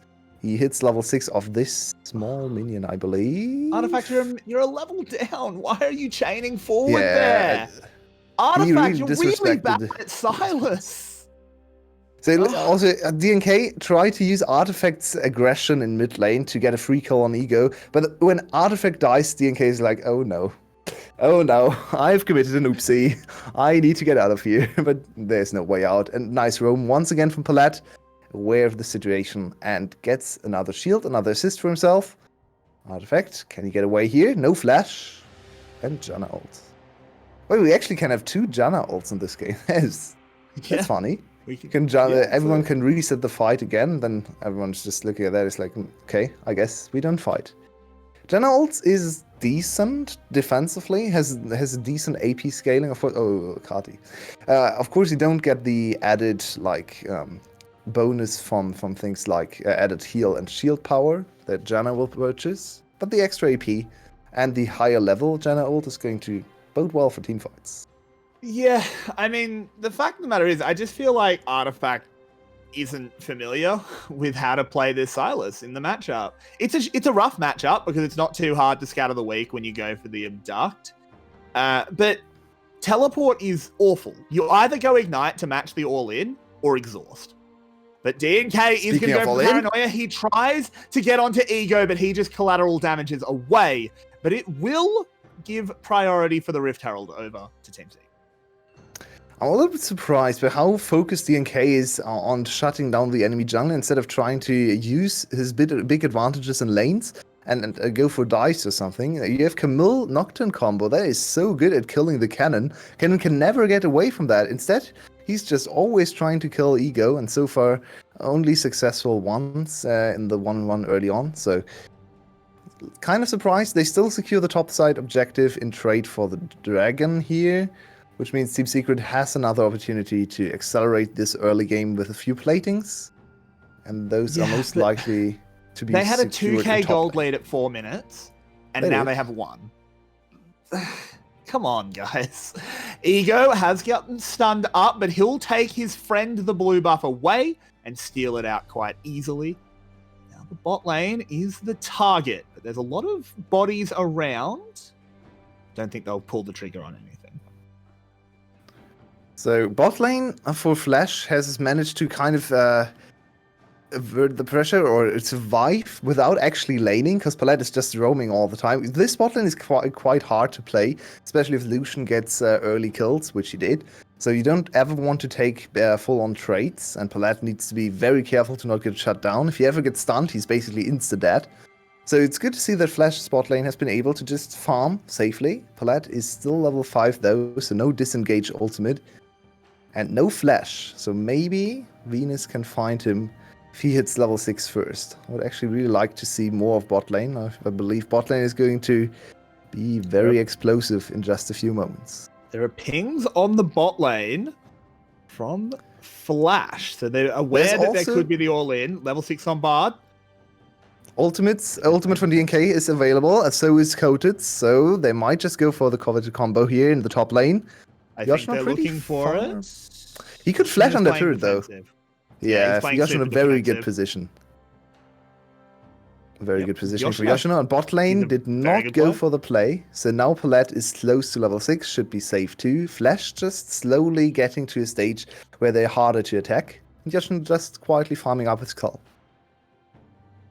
Yeah, I mean, Yoshino, I think, has made the best of a bad situation, as Coda did get those early kills, but it hasn't really mattered. Ooh, bad timing on that engage there. There's the slicing maelstrom, but it won't land the stun. Ego arrives. Coda does have for the flash. He goes over there, but now he's stunned. There's the disengage, though. DNK comes whirling in, and Team Secret have revealed their secret, and they pick up 2 kills in the top lane. And that is a very bad play from Flash. Not only did Yoshino fail to connect his slicing maelstrom, they also hard overcommitted into a Nocturne that they knew was around. So there's a big swing once again, and Team Secret get gifted the way back into the gold lead, and also the first turret Coated now super far ahead, 3 kills, and the first turret secured. some of the gold obviously over to DNK, which is nice too. It's another kill basically over to DNK. So top side accelerated for Team Secret, and Flash need to come up with a plan to protect their cannon and not overextend more. We have to look at Coded. He has been arguably the most improved player in this split. DNK moving in, but he's on a ward, so 𝗁𝗁 is nice and safe. We have to look at Coded. He can carry this game. If we're going to go to a game 4, it's going to be on the back of Coded. What happened? Oh, no. Okay. But let's have a look at the top lane play. It's not much to say. Yeah. The Silas Honestly, teleport wasn't needed. Could have even been better for him to not stop the teleport, to push in even more platings, but he got 2 platings anyway. And look at this mid gap. 𝗁𝗁 is now the one player Flash wants to carry them, or Flash has to carry them, because he's very far ahead. Almost 40 CS up on Artifact, and also just got 2 turret platings in the mid lane for himself. So he basically got an extra kill. He's on 2 kills already. So 𝗁𝗁 in a good position to control team fights later and maybe carry them through the mid game. That is looking rough from their current position. 2.5k gold down. The one saving grace for Artifact, hang on. Ooh, Coded gets a big trade there. He's very scary. The one saving grace for Artifact is, at the very least, he can just steal a slicing Maelstrom every time. You're a fan of Pokemon? Up in the top lane, Yoshino's Pikachu, Artifact can be Mimikyu. But do you know what the biggest counter to Cannon is? Channel? Yes. And do you know what also counters Cannon, the Mimikyu cannon? It's still Jenna. So even if you steal away that slicing Maelstrom, Jenna's just going to press R, and then Artifact is a sad boy. You can outplay it. You have to hit the abduct. You'll get pulled in by the chains. The monsoon will throw you away, but the chains will pull you back. So he can technically outplay it. Paranoia has been used here, and we have a rumble in the jungle. Code will be the follow-up, and oh, Venus, you're trolling. That is so sad. No, Venus wasn't trolling. Venus... No. There was a flash. It looks a little bit weird. Looks like Venus was super aggressive. He's just gonna die. Not worth. Giving up the free shutdown for nothing there. I guess for a little bit of pressure on the dragon. But Ego was dead anyway. That dragon is yours every day of the week. So why would you try that? There's 600 gold back in the pockets of Yoshino. So he's good. Oh wow, Celebrity with a lot of damage here. Monsoon used for healing. You know it's a bit one of the dire biggest in heals the of the game. It is. But still, that means fight potential. But let's have a look at what happened here. How did it start? Flash once again a little bit too aggressive. They tried to go for a pick and once again disrespected Nocturne's ability to just immediately come in from wherever he is. It's still level 1 ultimate, so impressive that DNK is always around, because it's only like a 2.53k range on the first ultimate. Silly from Coded. This doesn't deserve a replay or being talked about. It's just him stepping too far forward. I mean, it's a big shutdown, though. Ego, It's fairly significant that he did that. It was a massive Camille. Yeah, and let's talk a little bit about Coated Camille, because he's known as a carry player, and I'm generally a big fan of Coated, especially on his Jax, on his Kayle. Always a big proponent of him, or a big supporter of his weird champions. Oh, Slater. He has flash. He needs to flash. Oh, yeah. That Celebrity will follow it up. The culling came out, but it was pointed in the wrong direction. Can they collapse onto Slater? It is a game of dashes. 𝗁𝗁 will come in to save his beleaguered AD carry. That Tempered Fate won't land. It was a prediction. Slater hiding in the pixel brush, but the Ardent Blaze will find the Sinner. Now Coded going forward, but 𝗁𝗁 stops him.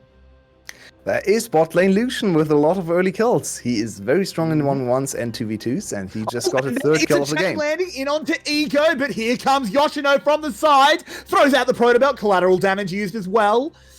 But they don't pull the trigger on that slicing Maelstrom.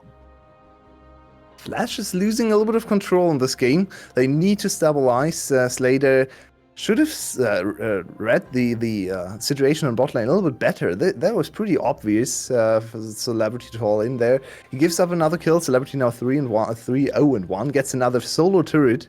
So he is very, very strong. And you have to be strong on the early game, in the mid game, for Lucian to succeed. He's not the greatest ADC in the late game, especially compared to Ezreal, where you can never really attack. Into Cannon also hard to play. But if you're this far ahead on Lucian, you scale just fine. Late game Lucian is kind of interesting because, as you were alluding to, it's his ability to deal his damage that's hard. His damage is actually insane. Yeah, it's very, very high. Could be playing a little bit of bait because Slater comes over. He does the kill, and now Celebrity can't take that 1v2. Everyone is getting very aggressive in this game from both sides. This time around, Venus a little bit too far forward, had flash, could have flashed over the wall. Thought Celebrity would add enough safety. Celebrity actually had heal too. Refused to use that on his support. A little bit. Maybe it was just like, okay, no, you don't deserve to live here. You just gave away a kill for free. I will not waste my heal. That is going to be useful to chase Slater down later to save you. Interesting call. Fair enough. Slater now on 2 items though, so he's slowly getting to the point where he was in game 1, where he can carry the whole team. We'll have to find out. Slater has done more insane things on this Ezreal. He truly is the prodigal explorer. But, we know what a Steel Shadow can do in the VCS. And Coded has lots of ammunition. Ego. As Ego runs away. Well, we're in a little bit of a lull state, or as much lull as it gets in VCS. Of course, we're still trying to look for kills, but there isn't really a big objective around you want to fight for. Usually Flash, I talked about this in the last game, Flash at this timing would just hard force mid lane turret, just group 5 in mid and try to force the turret. Team Secret seem to be reluctant to do that too. Their siege isn't the greatest, they only have 2 ranged champs, of which one is a champ without any aggressive stats, so he's not going to deal damage to turrets. I'm of course talking about Bard. And Lucian is 500 range, so is he even ranged? You could argue that too. So. Yeah, it's a bit tricky, but still, Team Secret in a better position than they have been in either of the other 2 games. For sure. Maybe they throw, but at least this time they have the ball. And so Flash just wants to wait. Oh, DNK diving in there. Artifacts here as well. Goes for the unleashed power, but it gets stopwatch. In fact, it was a Bard ult, I tell a lie, as DNK picks up the kill, but here comes Paulette and Ego. Do they want to take this fight? It's super bold. Artifact is not the one that matters here, but it doesn't matter because they get the kill. True Shot dealing a lot of damage. Venus with an excellent flash and stun, and out on the spooky trail goes DNK. Venus gets knocked up by that tornado, but there won't be any more follow-up. Both supports really don't want to lose this game. Very good support play from Venus and Paulette. Very impressive stunts from Bard to disengage, and then also good chase from Paulette. It's 1 kill to Ego and trade for the kill. I believe DNK secured that one. And the next dragon. Okay. Doesn't get it as Slater moving forward, but won't find anything. That's a big deal. Once again, Flash able to steal a crucial dragon to stop the dragon snowball. This happened in game 1 as well. Now Team Secret really need to come up with a different game plan to accelerate this game, to break the base of Flash, because Flash can play pretty defensively. Of course, it's not quite as easy against the dive combo of Coated and DNK. Even Artifact can be added to the mix. But still, in the end, it's on Team Secret to find a way through the base turrets.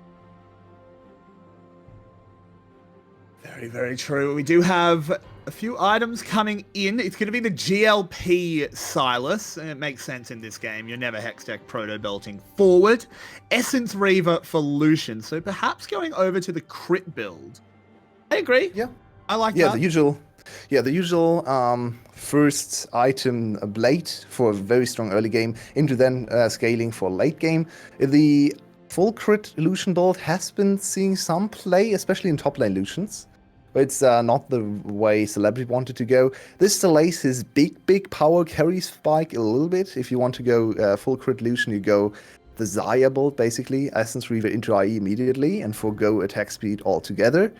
But this way, he's going to spike very hard on 3 items and then scale nicely into later stages too. His 2-item spike is not the greatest, but he's still super strong because of the base scaling of the champion. Yeah, very true. So Flash currently behind by 3,000 gold. Not a position they've been in this series, but also not a position they've never been in, and definitely not a position they've never escaped. But how do they do it in this game, Yulwei? Well, they basically just have to wait, right? Flash. Did I? Yeah. So Cut out for a moment now. my apologies. So we have some items coming in, and Flash is just waiting. They don't want to take any fights anymore. They just want to wait for Team Secret to overcommit, and there we go. That is Nocturne ultimate in bot lane. And there it goes. That is another kill for 𝗀𝗻𝗄. And my word, is coated in blood as he's 4-1-4. DNK 4-1-3. A big shout out to Venus, who's actually making these dives possible, because he's turning out the turret again and again, not hitting the top lane at 2, because that's something that can happen. You aim for the turret and then hit the top lane at 2, your ult is basically worthless. Artifact, what are you doing here? He flashes, should be able to dash over the wall, but what were you doing there, man? So I definitely want to shout out Venus for his very good support play on the Bard so far, turning out the turrets to make the dives even easier against Yoshino's ultimate. It's always a little bit dicey. He stuns you on the turret, then you get hit by an unlucky turret shot, it stacks up, and maybe you die too, so that's added safety. It's more kills. It's basically a free kill every time they have the ult combo. It's almost up available again, so Yoshino needs to be super careful here to not fall prey to that combo again. We'll have to see, as Coded doesn't quite finish off that tower, doesn't want to risk the all-in from Yoshino, but DNK is here, reveals himself with that Nightmare Trail. But they will just disengage. Yoshino charging forward. This is very aggressive. Paranoia just being used for damage. He wants to blow up the Pikachu, but the return damage is there. Healing as well. In comes the ego collateral damage. The Monsoon in response. It is Monsoon season, and Artifact is just going to be sacrificed. These support players are just playing out of their mind. Did you see 𝗲𝗺 just completely turning the fight there? Amazing Monsoon to cancel the charge from Coated, I believe, or Artifact even, and then 2 kills back to Flash. They are holding on to their chances of winning this game. They really need to stop the bleeding in the bot lane where they're just getting picked off, and that was a nice first step. It's still a 5-1 𝗀𝗻𝗄, so we saw 𝗀𝗻𝗄 just running away with the game last game. It's going to be difficult to stop her this game once again. It is. And Yulwei, we've been talking about this series as a plane trip, and it's no longer it's no wonder, I should say, our plane is struggling. We've got maelstroms, we've got monsoons. Oh, Truly, we should have picked another route, as I don't know if we can stay airborne. It's also randomly going completely dark every minute or so, so it's not actually that easy to steer through there. We're flying through the clouds, and let's hope that we can hold on to the controls, as the Cloud Drake will spawn. Flash, I don't think Flash is not really that interested. No, they stole the last dragon, so they really have no business contesting this one. Instead, it's still scaling time. It's still farm. They still need to farm up some more items to get to item parity and close the relative gold gap between the two teams, because it has been sitting on 3k all the time. There's an interesting flank being set up by DNK. He's lurking around. He wants to go on the first target they spot. Oh, the Syndra's in big danger. She is, as the Nightmare comes into the backside, and he lives up to his name as he carves Carty a new one. And that might just be Team Secret starting Baron. Celebrity's pretty... Oh! Close one. Quick fingers. This could have killed him. Yep. Nice dodge there. Celebrity just wants to heal up from these small raptors. Baron, kind of dangerous. They don't have a designated tank. They're going to get chunked by the Baron a little bit, and it's only one member down. Enemy jungler alive. Ooh, Ego gets away from the Tempered Fate. A bit of damage onto Celebrity from that tornado. Yoshino is arriving. Is there a stolen ultimate? The hijack's available. Ego gets carved out, though. That's a disaster. Jungler down. Artifact misses the abduct. At the moment, no one has been kidnapped. There's the slicing Maelstrom steal. There's the Baron secure. And Team Secret wants to keep this series going. And this the first time we see Ego's nerves come into play. He's a rookie, his first playoff series. He's close to locking in the 3-0, and he just completely choked that away. There was no need for him to step up. He had flash to disengage too. Yeah, the shields from Janna to help him, and instead he just went down immediately. So that is Baron for Team Secret. Now a 6k gold lead. They still need to break the base, but they have worked on that already with Camille in the bot lane, and that bot lane inhibitor turret is almost down. So it's now on Team Secret to break the base, to get some inhibitors, and set themselves up for maybe 1 or 2 more objectives into the win, and start of a potential reverse sweep. My word, this Silas build is terrible. I know Leandri's is a good item. I know I dare speak against the mask, but dude, just build illusions. Seriously, just build illusions. I mean, he already has this Lost Chapter item, so I don't think you build 2, right? Maybe, but I don't know, man. I just don't feel like the Leandri's is going to do anything. You can almost just build a Sonya's. Then you might actually just use the cannon ult with an hourglass. Fair. Right yeah, now, I think you go we're hourglass. in the 2 minutes that might decide the game here. Baron buff 1 minute and 30 seconds. If they get a pick on DNK, it's going to be that is very dangerous, but good he for has the Flash. spell shield, pops the paranoia just to spook them. And it also stops any teleports, of course.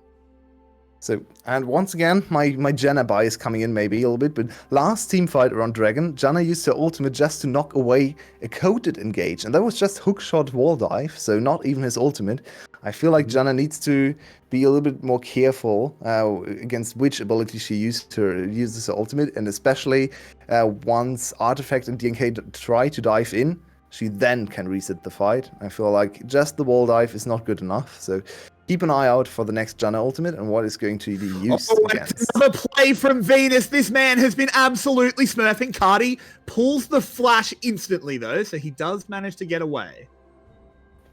Not flashing the Bard ult, a little bit questionable, but he gets out with his life, so all good in the end. They lose 2 more turrets. No inhibitors broken, though. The gold lead extended to almost 8k. This is a dominant position for Secret. It is for sure. Look at the items just completed for Celebrity. That is an IE. He's now late game Lucian with QSS2. And if he gets to auto attack, he's going to deal a hell of a lot of damage. Ooh, Coded could be in trouble as all of the boys from Flash are coming in on him. Can he just get a counter kill? Ooh, he's going to try it. Oh my god!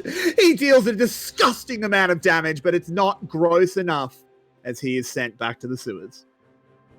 Very good counter kill for Flash. Still keep their hopes and dreams alive. The hopes to go or stay home. I believe they're... Oh, maybe they are actually in the stadium. I don't know. No, they're at home, I think. They're at home, so they don't need to go home, but at least they can have an early night, a little bit of a party maybe to celebrate their first victory. If they win this game, if they lose, they have to play another one, and maybe even a fifth one after that. So Venus... Ooh, there is another Nocturne ult. It's on Ego in the mid lane. DNK trying to make the solo Slater, play. what's happening to Slater? On the other side, Slater has been taken prisoner by the Revolution. That's another free Artifact. dragon. Artifact, you're very deep here, son. Has to flash instantly. He's only got a Graves ult. Will use it to reposition. Gets that Shirelia's speed. And Venus refuses to lose this game. Venus is really, really good. So, at least in this game, he has played absolutely incredibly. So Venus, now, oh no, did I curse him?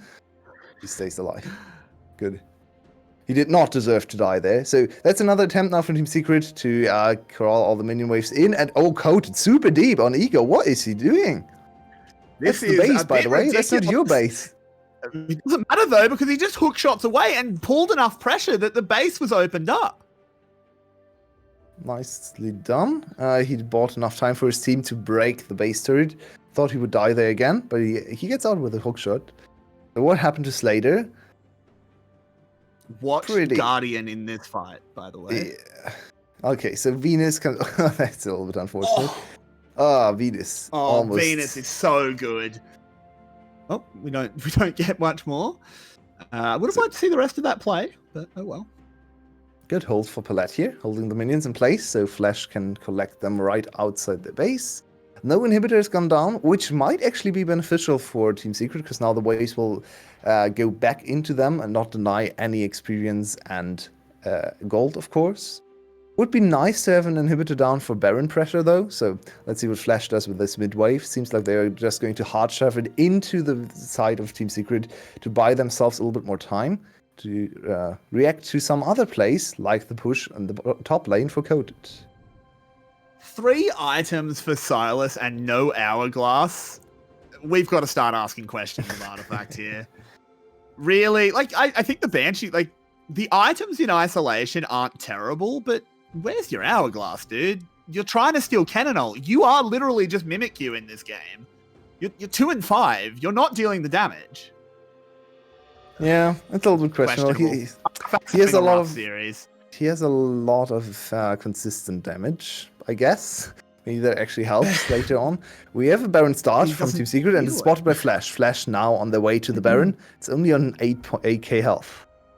But there's only 3 members committed to it. They instantly disengage. Flash knows they can't go in on them because of the Bard. And down in the other side, Artifact will open up the bot lane. Yoshino is very scared of him. Yoshino, it's not even stepping up. That's an inhib. And what is happening in mid lane? No, that is nothing at the moment. They're just going to back off, but look at the Baron.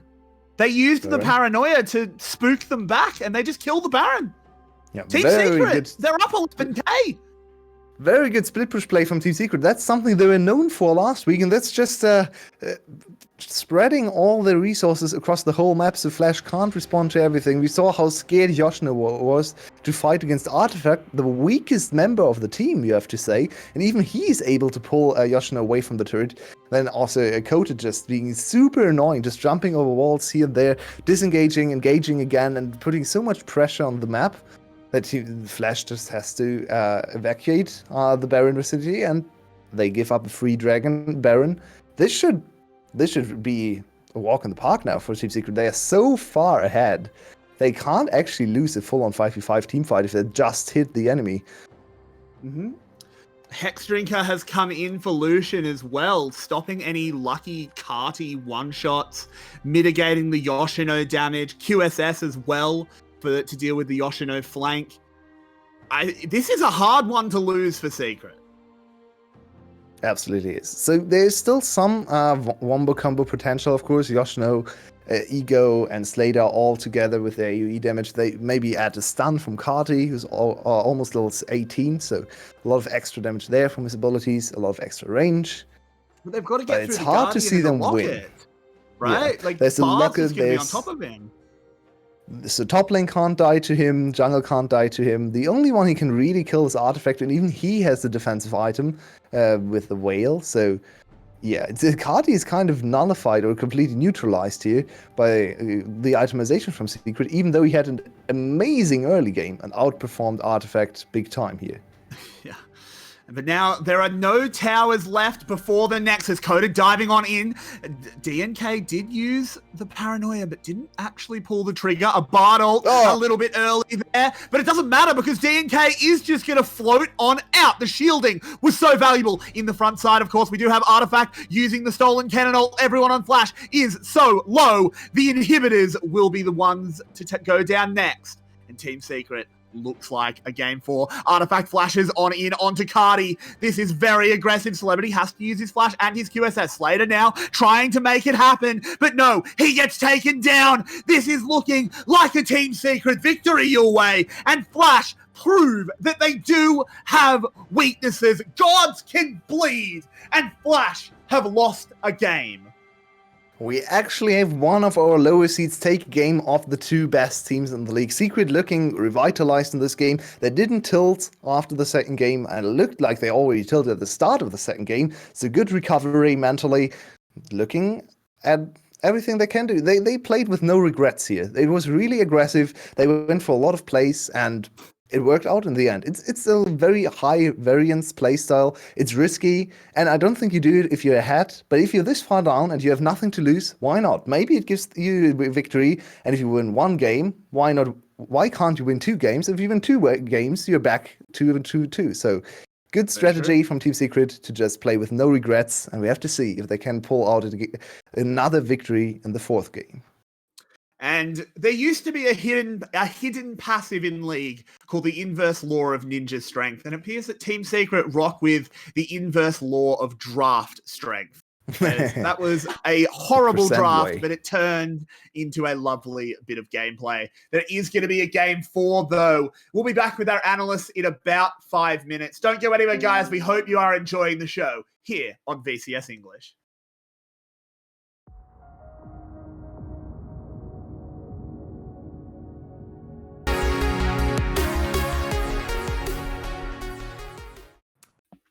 Welcome back, ladies and gentlemen. We've just come through a pretty turbulent bit of weather on this particular journey. Team Secret turn it around in Game 3 to keep their series hopes alive. It's now 2-1. Secret take the win. And it started off with an absolute bloodbath. Nymaera, what happened in the first few minutes? So it didn't quite start there. It started with, you know, game 1 and 2, when you asked us going into game, so, nameplates on and off, who wins this? For the first time, you're like, okay, Secret, you kind of entered in draft. Everyday brings it up. It is the law, the inverse law of draft potential. And apparently, when Team Secret reached this threshold of completely bamboozling everyone on our desk and in Cast 2, they just somehow pull out a huge skirmish early. They managed to use their level 1-2 spikes so well. Get what? Is a 6 for 2? Something like 2? that. Yep, it is. A 6 for 2. All things said and done, someone had to respawn and come back into the fight, and that was within 4 minutes. And then after that point, Lane Kingdom really set them up well. Yeah, it did. And like, I think that's a good point to say. Is like, actually, we did have issues with the draft. But the comp still made sense from Team Secret, right? And when you're that far ahead. Exactly, and of course, it really helps. When your Camille is 203 at 4 minutes, your Lucian is 201. At that point, Lucian had 2 Hunter stacks, 3 Hunter stacks, a Vamp Bard was set, 005. Ezreal's mana crystal. It's just rough stuff.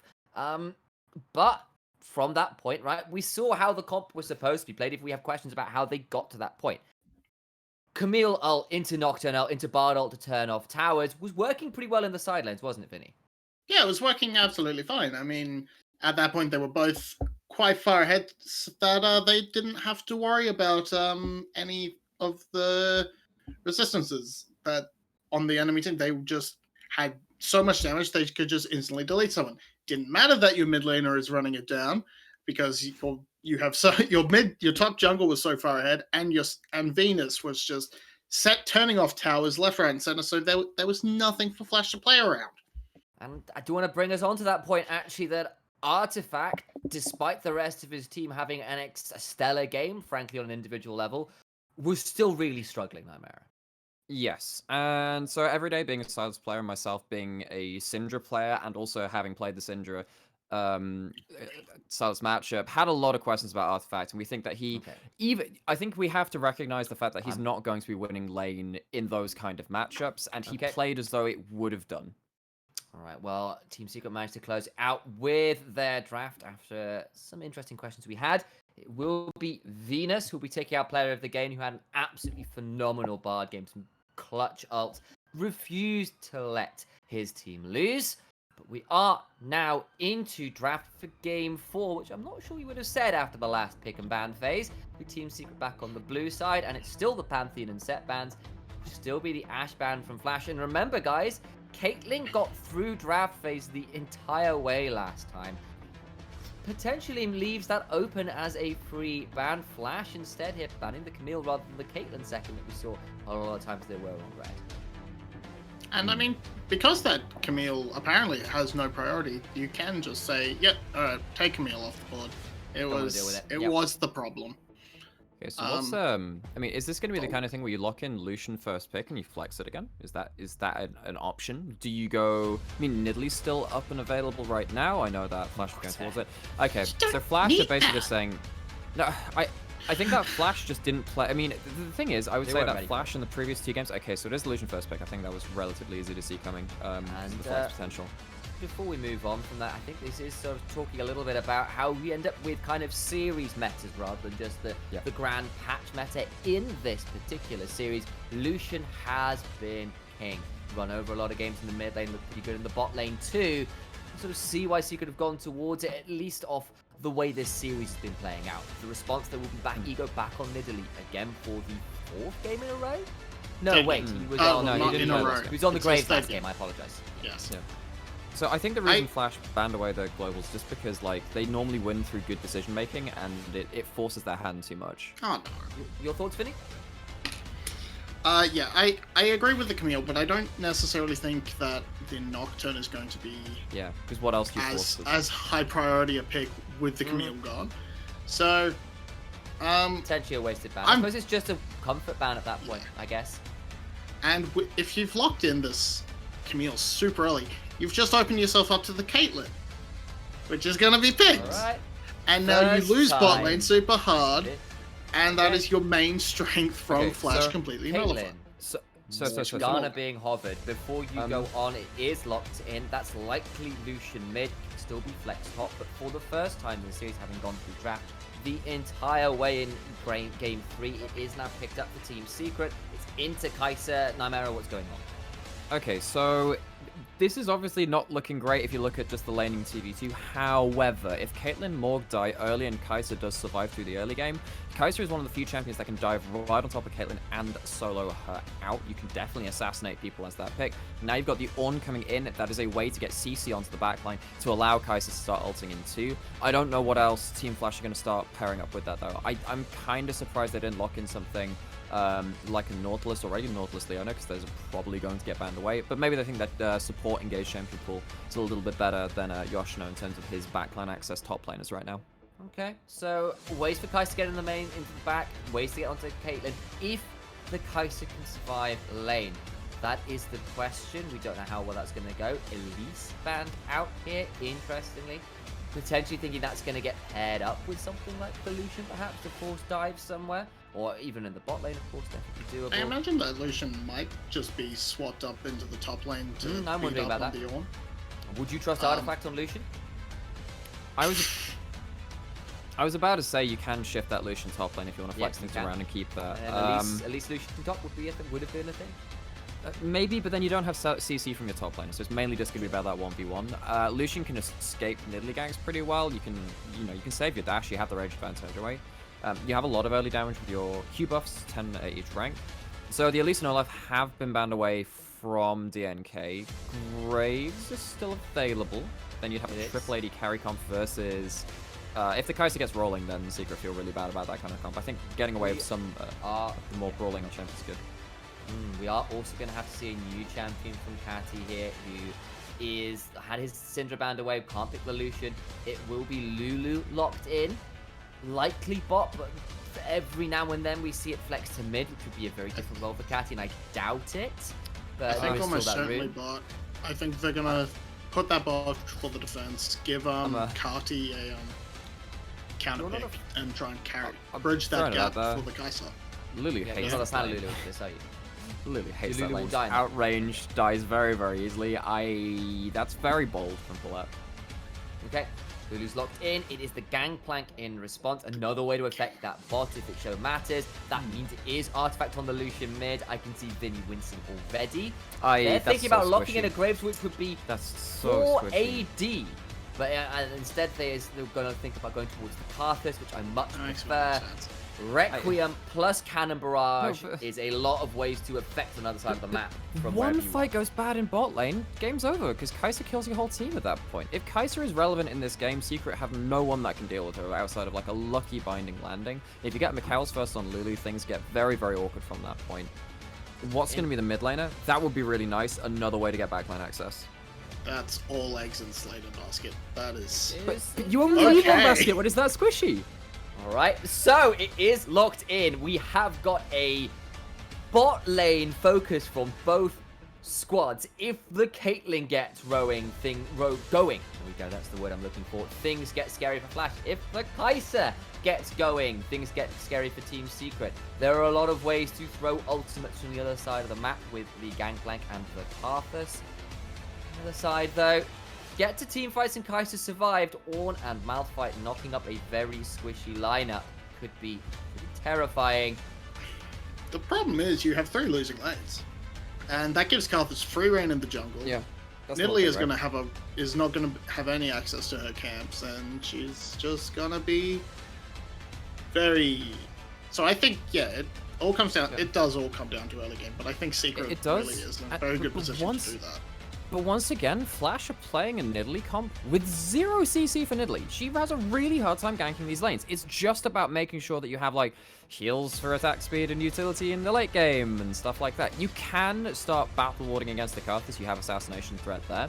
I don't know whether this, if this is full tank 𝗁cie and he goes, like, W max armor, he is going to be such a good front line. It's just whether Slater survives lane at that point, because as you're saying, it is all in that one basket.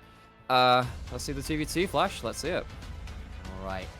If Secret can get a big enough lead through the bot lane, and they are set up for it, they have ways to run over this game. If Flash can find a way to survive the lane, hell, even turn it around, then those mid to late game team fights are very much in their favor, with 𝗁cie being able to get onto the backline. Final thoughts, who you think is winning this game? Vinny, go. I actually don't have a ton of faith in Flash's early game, so Okay. I might actually lean towards Secret this game. Okay. Nymaera. Can Secret do it? Or is it Flash going to close this at 3-1? Rock solid. Let's go Flash. Rock solid. My analysts are split. Secret got 1 game back, but to see whether they can even start up a reverse sweep, they're going to have to win this game as well. Everyday and Yulwei take us away. It should be a fun one, I think, lads. Rock solid is absolutely correct, as 𝗁cie brings in the shard of the monolith. There are some really fun picks in this game. I'm just keen to watch this. I think this is going to be a lot of fun. Where did this all come from? Look at Secret's comp. We have a Gangplank. I think 𝗁𝗏 is still the only player in the VCS that played a Gangplank game. So good to see him bring it back into Yoshino's 𝗁. Okay.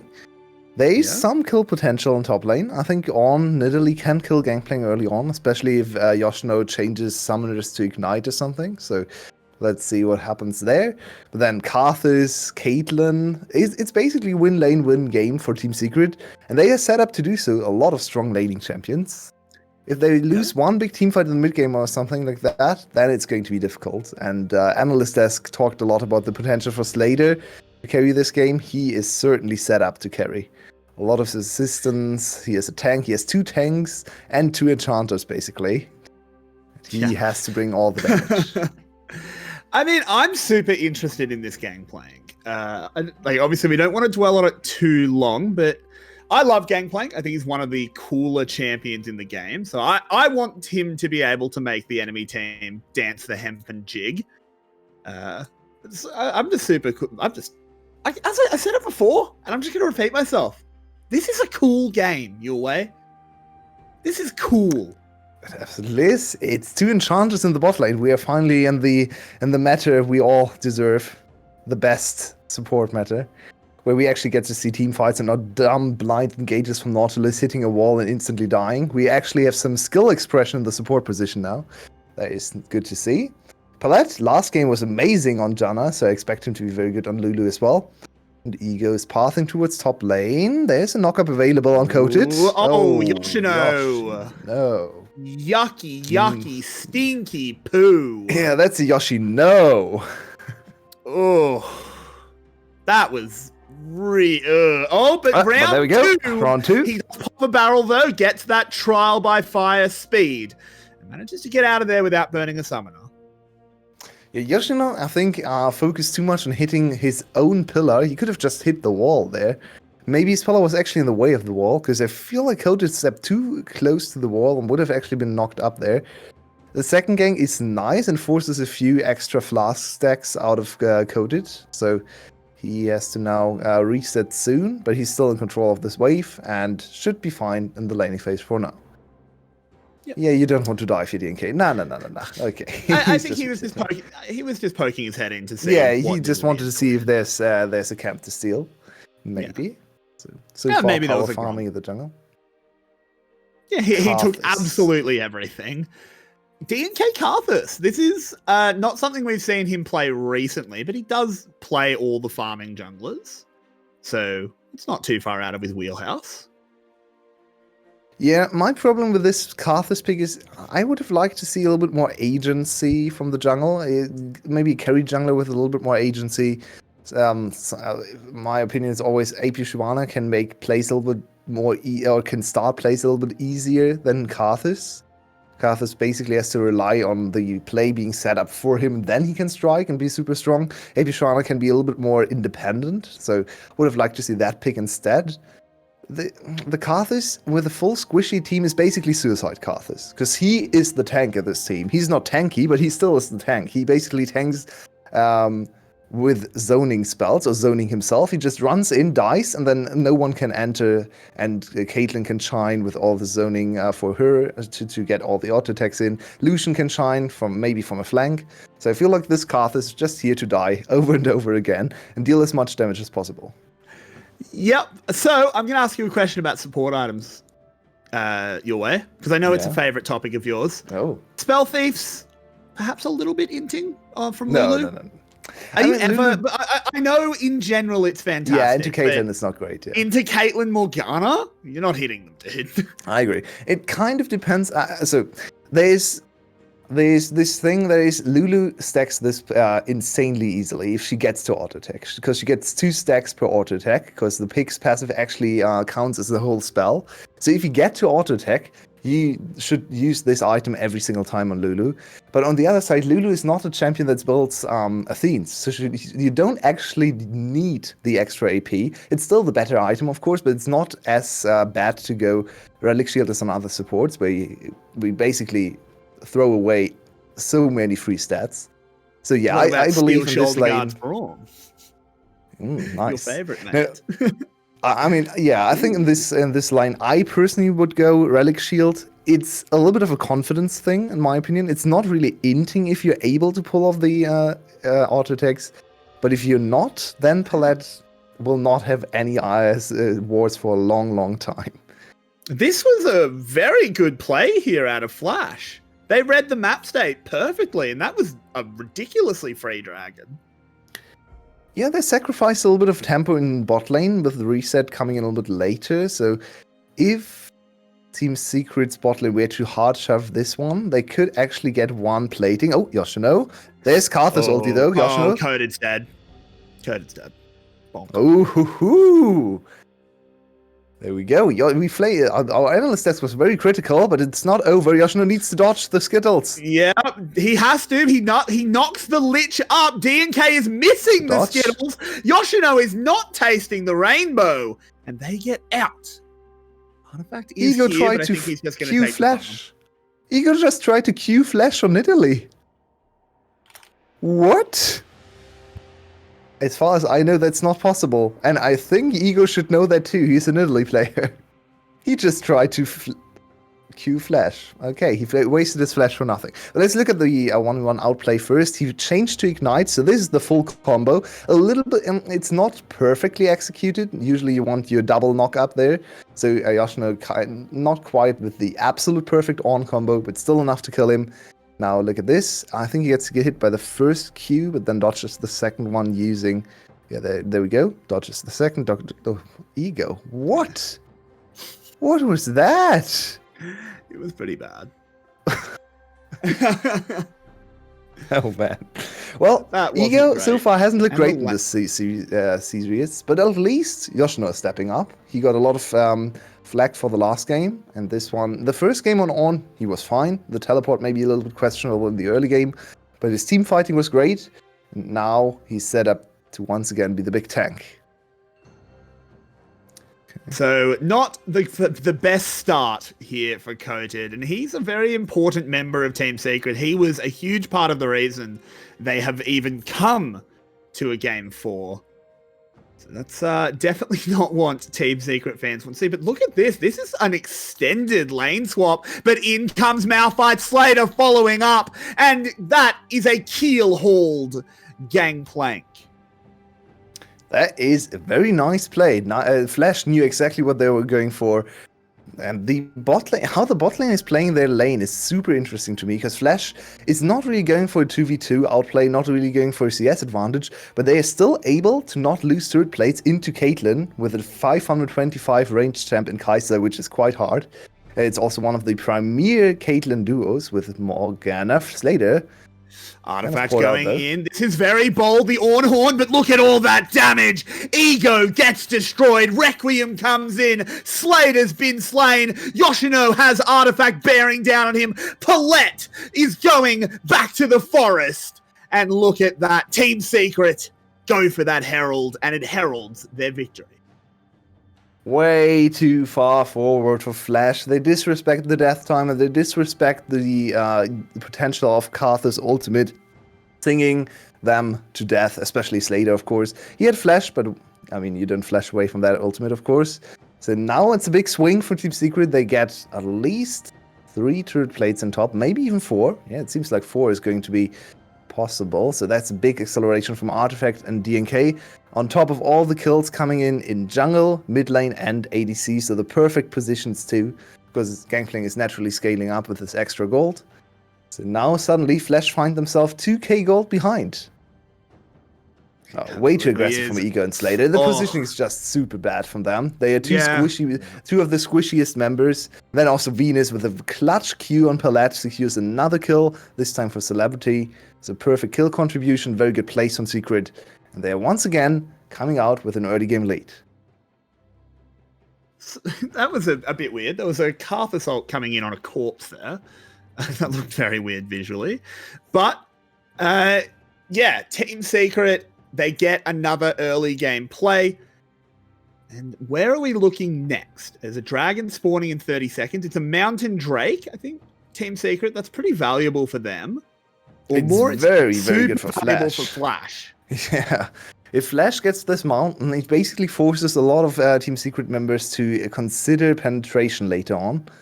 Champs like 𝗁𝗁 doesn't really want to go for a percentage penetration. The avoid stuff, not something he usually builds into until super late in the game. So this Mountain Drake, of course, one mountain alone will not incentivize that, but it's a start, and Flash has priority over this one. 𝗁𝗁 is going tank fight. No AP one-shot rock. No. Tank fight is so much better. Artifact rips out the culling. 𝗁𝗁 doesn't really care. 𝗁𝗁 wins this pretty hard. He still has Flash and ultimate, and Artifact just used his ultimate. 𝗁𝗁 can actually look for a solo kill if Artifact overextends a little bit more. The DNK's here. 𝗁𝗁 knows that it's coming. Can the Wall of Pain land? No, he uses that spellbook heal and zooms on out of there. But they basically just seeded Dragon. So that's a second Dragon for Flash. And even though Team Secret is up in gold, Flash is scaling nicely into the mid and later stages. 2 tanks, a kill for Slater, and double Dragon. You're never going to kill him though. 𝗁𝗁. Bit dangerous, but they're okay. Looking towards to this tower. Yoshino on the flank though, could go for the big knock up. The unstoppable force is still available. 2 tanks against 𝗁𝗁 and Lucian. If the tanks get CC, they can win. If they are forced to fight DPS, of course the carries will win. So it's a little bit of an interesting fight there. A lot of armor on both of the tanks, not a lot of MR. And here we go, another teleport for 𝗁𝗁. You really don't want to lose this tower. This top lane tower is being held onto with everything they've got. So 𝗁𝗁 is heavily itemizing armor, which is of course the one thing you want to do on Malphite, but it's kind of costing against DNK. DNK deals a lot of damage to him, so 𝗁𝗁 needs to avoid having contact with DNK and trying to isolate his time with Artifact. Artifact has a little bit of lifesteal, so it's hard to kill him, but I feel like if he finds Coated in the side lane, he should be able to chase him down and maybe threaten a solo kill on the Pirate. Yeah, I mean, the Pirate has already been solo killed once, and he's struggling. He doesn't have much of a galleon at the moment, looking more like a rowboat. Might still make it back to harbour. You know, Gangplank only got stronger after he died. Well, so he died twice already, so he's Double going to get a power lot up. stronger from this game. But it is, let's sort of take stock, as it is a 3k gold lead for Team Secret. They've only got 1 kill ahead, but they've just gotten so many turret plates and sort of a farm lead in a couple lanes as well, all adding up. So where do they want to go next? How do they keep this one rolling? Avoid 5v5s at all costs. That is the game plan for Team Secret here. Just try to spread the map and spread 𝗏𝗏's resources thin, so they can't all pile up and try to go for a team fight, because that is where 𝗏𝗏's composition shines. They are able to team fight, they are able to wombo combo, and let's later collect all the kills. Maybe a little bit of early game pressure from Ego too, and 𝗁𝗃 has decent damage. But if you can 1-3-1 this game all the time, the tanks are going to fall off inside, especially on. I think Malphite holds up a little bit better in side lanes later on against ADCs. But on is just going to get pressured out. Good dodge there. 𝗏𝗏 using his W. 𝗬𝗏𝗰 to get away. And Ego is now looking for a counter kill. There we go. Teleport as well. Slater, of course, can join from long range if any CC lands. There's another teleport coming in. There's the knockup. Venus is in a lot of trouble. This Morgana will not be surviving for long. Gangplank ult comes down. 𝗏𝗏 puts himself into that wild growth. The culling whipping across all the carries, but Yoshino could kind of just walk out there. As they just DNK is level 11. That's 400 base damage plus scaling. Does not want to pull the trigger here, so no redive with 𝗁𝗃's ult. Interesting. I think he could have tried to go a little bit more aggressive there with this level 11 power spike, and there we are. DNK still fishing for something. Artifact going forward. Oh, the flash on the Unstoppable Force. Artifact with the fast fingers, but will it be enough? But DNK now charging on 40, flashes in, getting that damage from the Defile. Can he defile the chance for 𝗏𝗏's victory? Coded going on forward. Can he bring the pain? Not quite, but Celebrity can, as the long arm of the law rips into that 𝗁𝗃.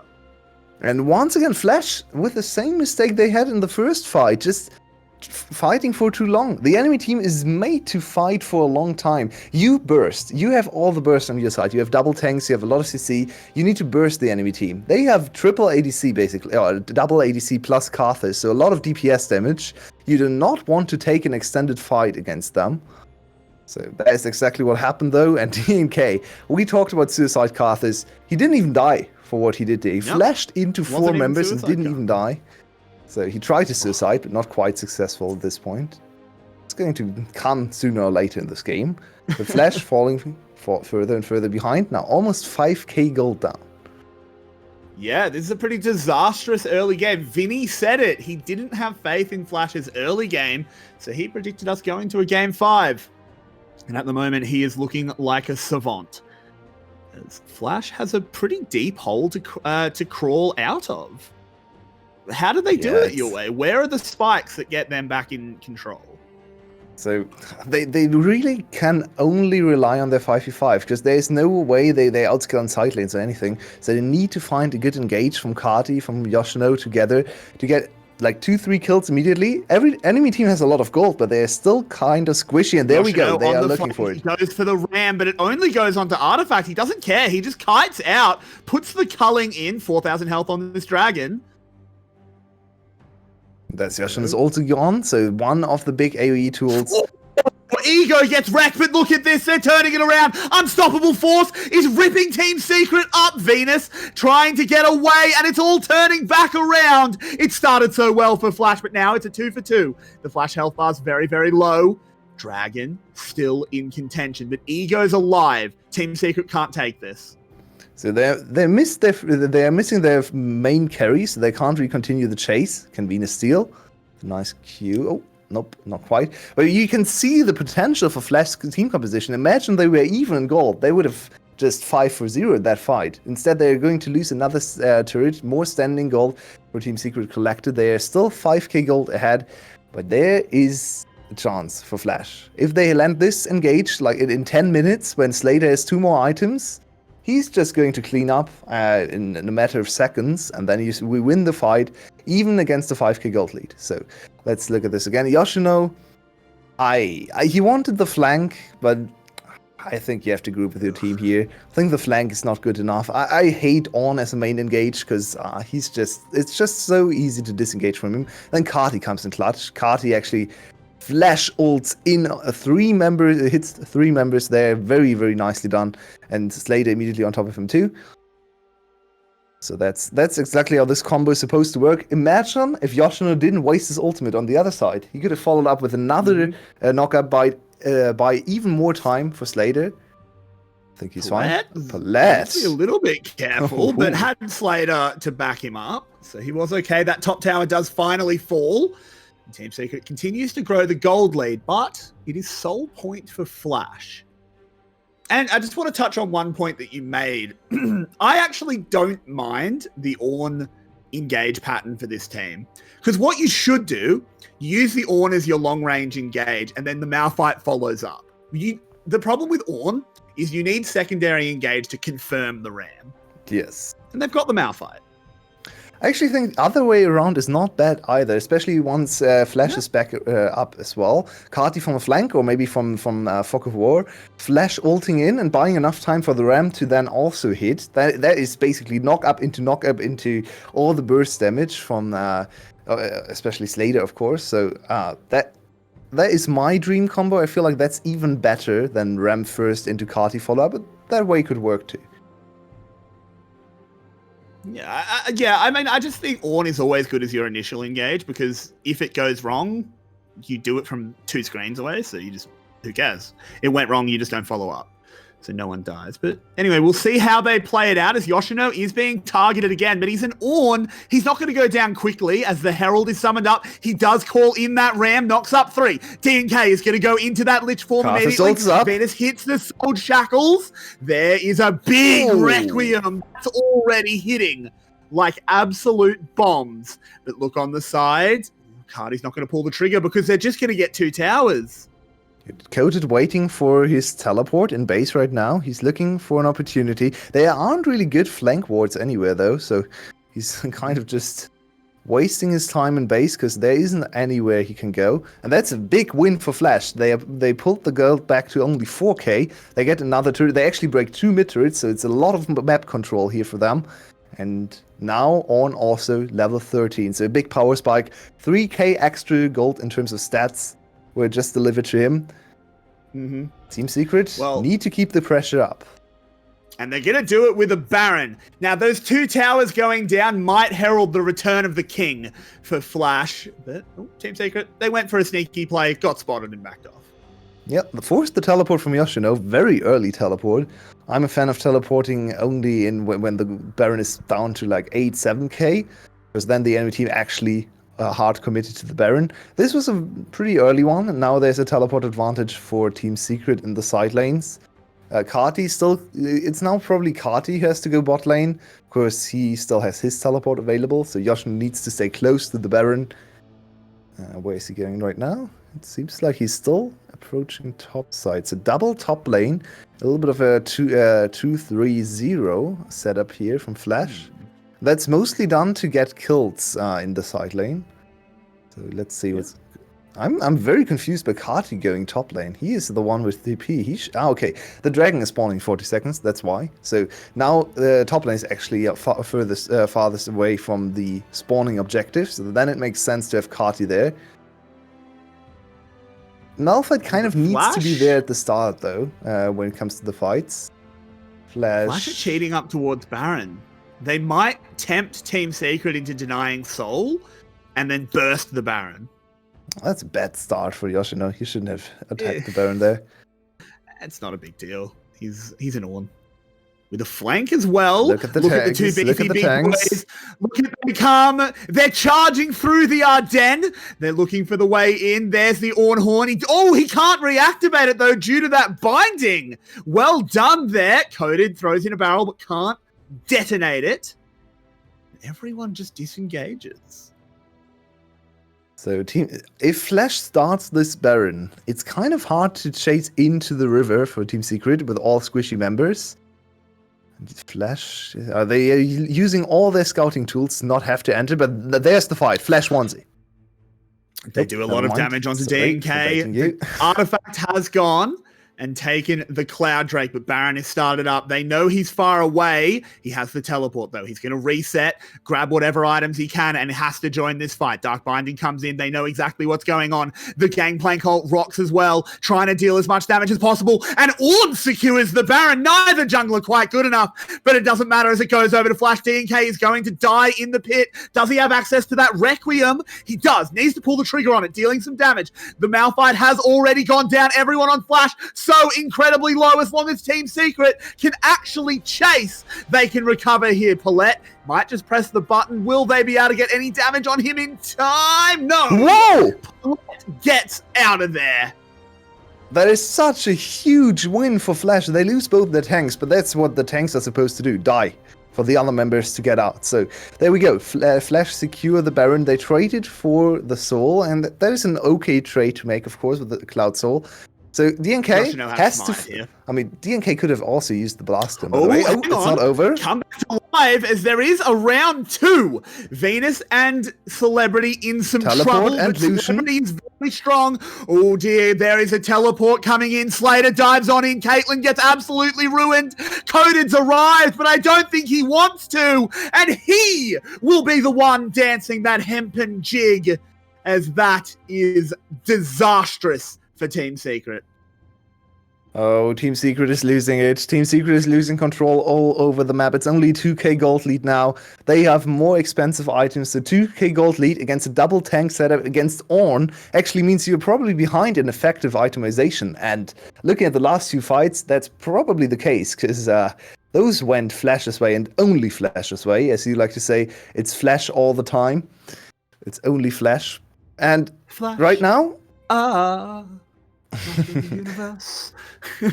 yeah, this turret is also going to close the gold lead to a mere 700 behind. The enemy team is full squishies, and they can't even step up to all the tanky engage on the other side. So feels like Flash is going to be able to close out the series, but they have to work on their early game. An early game like this against 𝗀 is just going to get you blown out of the game in 20 minutes. Just to touch in on a point made earlier, 𝗿𝗏𝗏 just got wards.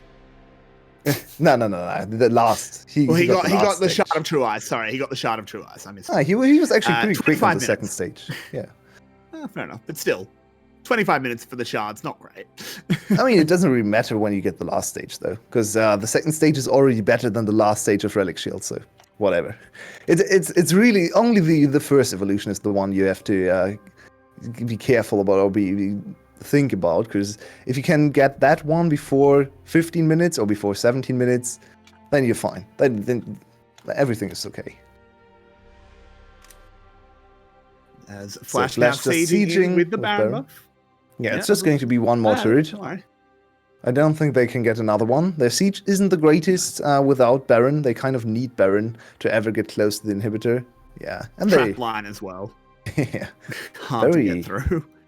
Yeah, there's no way Flash can ever siege without Baron. So this is actually a game where we need Baron, but their setup to get Baron is amazing. Their turn is amazing. Baron damage is decent. It's not great, but it's okay. And you can tank forever. So yeah, Flash is really set up to win this game now, with Slater on 3 items, 𝗿𝗏𝗏 approaching 2, and the tanks being very tanky.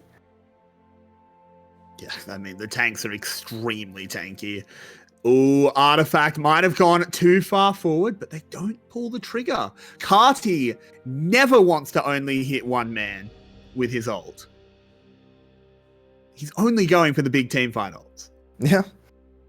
So, oh, look at that. I really like what Yoshino did here. His first item he gave out to anyone, so the first Ornn upgrade, is actually a tank item. And giving out tank items is way better than carry items, because tank items, because of Ornn's balancing, because tank items are the items Ornn will build, and Ornn items for Ornn are better than the Ornn items Ornn can't build.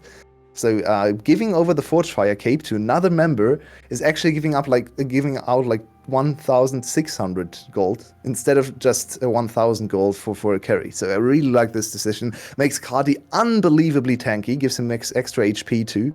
So who's going to ever touch 𝗁𝗏𝗏𝗏 in the fights? I don't see anyone.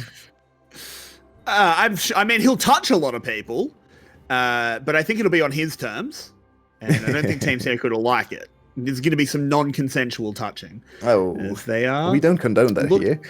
No, we don't. Of course not. Oh, this is going to be a big ram, but it actually only goes on to Celebrity, who had the black shield. Venus is absolutely scuppered, though. Coded gets that speed. He's on the run. Again, 𝘁𝗏 not pulling the trigger. They can absolutely kill Gangplank if he ults here, but he just doesn't do it. Oh, Artifact, I think he had that teleport, that backboard out. He absolutely was gone, and he stays and gets shut down. Look at 𝘁𝗏 making a beeline for the dragon. He wants to secure this one and not give up the big soul as well, but I think it's too late. I think he's going to be a goner too. Can't smite when he's dead, can only use spells. So there we go, has to disengage. That's going to be Cloud Soul for Flash, and they have really turned around the game. They are now in a gold advantage. They have on items, they have the better 5v5 team composition. They're going to be able to force 5v5s, because if you had, you can just brute force those fights. So it looks more than over. Do you believe in Team Secret's comeback? Do you think there is something? No. Look, I don't think it's possible either. It is possible that we see proof tonight that we truly do live in a simulation. Because Team Secret could discard the training weights and suddenly win out of nowhere. But I don't think we live in an anime, and I don't think Team Secret are the protagonists.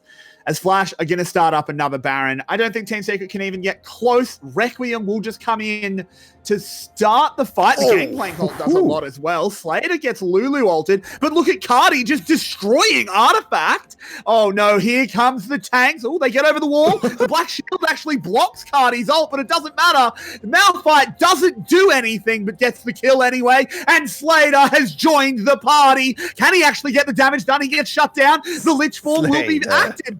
He's actually not even dead yet. What the hell? As now Paulette zoning out Venus. It's only the 𝘁𝗏 and the Morgana left. No, let Paulette taste the purple. Oh, we had a planned joke and everything, but this, I think, is just game.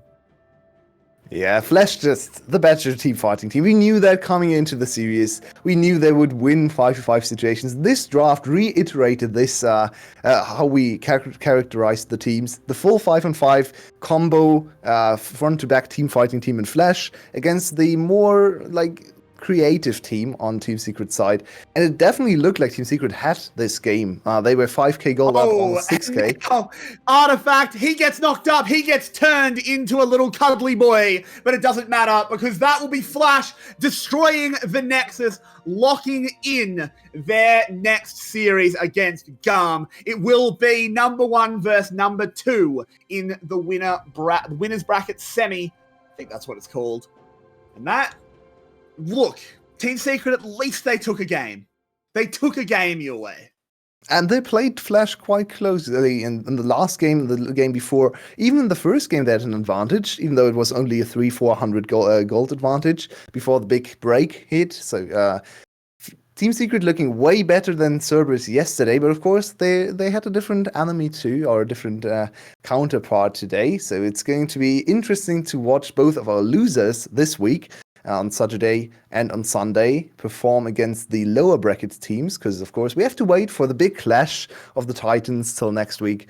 Flash went back to the roots, went back to 5-on-5 team fighting style. I'm a little bit worried now for them against 𝘁𝗏, because their early games today need some polish on the early games, because with today's games they would have lost against 𝘁𝗏 in a very, very quick fashion. So that they did. We will now be going back over to our analyst desk so they can bring you just a little bit of thoughts on that final game and the series as a whole. That'll be it for us tonight. My name has been Everyday. With me has been Yulwei. We are, of course, the proprietors of VCS English. Thank you for joining us. If you feel like donating, we'd really appreciate it, but don't worry about it. Analysts, take it away. Pleasure as always, Everyday in your way. Great casting today. You had a lot of work to do after some intriguing games. It will be Team Flash, though, who come out on top of Team Secret 3-1. And this last game looked pretty good for Team Secret early. Early first blood on the top side aside, didn't look so great. After that, they managed to pull out to a fairly significant lead, right, Vinny? Yeah, they they managed to play around the bot lane. Not so much the bot lane. They managed to flip the team fights very well in the early to mid game. They managed to capitalize on sort of the roaming Kai'Sa style that Flash was trying to do, and catch them out around the mid lane. But eventually, it just sort of fell apart. And not having dragon control at all was probably a big part of that. Yeah, and we saw the early dragon stacking from Team Flash even against the run of play, and eventually they sort of started going from 2-0s in favor of Team Secret to 2-2s, and some even fights going back and forth. What precipitated the turnaround in favor of Team Flash, Nymaera? So I think a lot of it was, I know that we were talking about Flash losing lanes coming out of draft, but then you turn the nameplates on, and Flash did much better in their given scenarios than we had expected. Stuff like Yoshino getting a solo kill onto the gangplank on the Ornn. That can happen, but it's not taken as a given. Bot lane, though, when you have the Kai'Sa and the Lulu versus the 𝗀𝗺𝗺, you expect them to get dumpstered. For them to actually survive lane, then get a kill onto 𝗬𝗏. He goes for the Muramana build. Very, very good at those quick burst trades later into the game, and we'll talk about that in a bit, I guess. And also getting that first dragon, just moving up and helping Ego secure that. It just helps a lot of what should have been kind of a very hard losing early game into one which they could work with into the mid game. Well, Team Secret managed to work their way to a 5k gold advantage. Wasn't enough, though, and the moment that really broke the camel's back, as it were, was the Baron take by Team Flash. Vinny, take me through what happened there, because it looked like Team Secret were doing pretty well and then just lost control of that Baron pit. Yeah, so it came down to the fact that they had no jungle control early over the Dragon Pit, and so Secret was able... Sorry, what's this called? Flash was able to rack up the point, the Dragon Soul, and that meant that they were able to say, you have to go for this dragon. We can use this to set up for Baron, and it's perfect. There you go. They managed to take the Baron, get out with 3, and then begin to push down to the victory. At which point, ladies and gents, I think we finally get a chance to talk about our player of the series, namely 𝗁𝗁, who had a pretty phenomenal sequence of games in general, didn't he, Nymaera?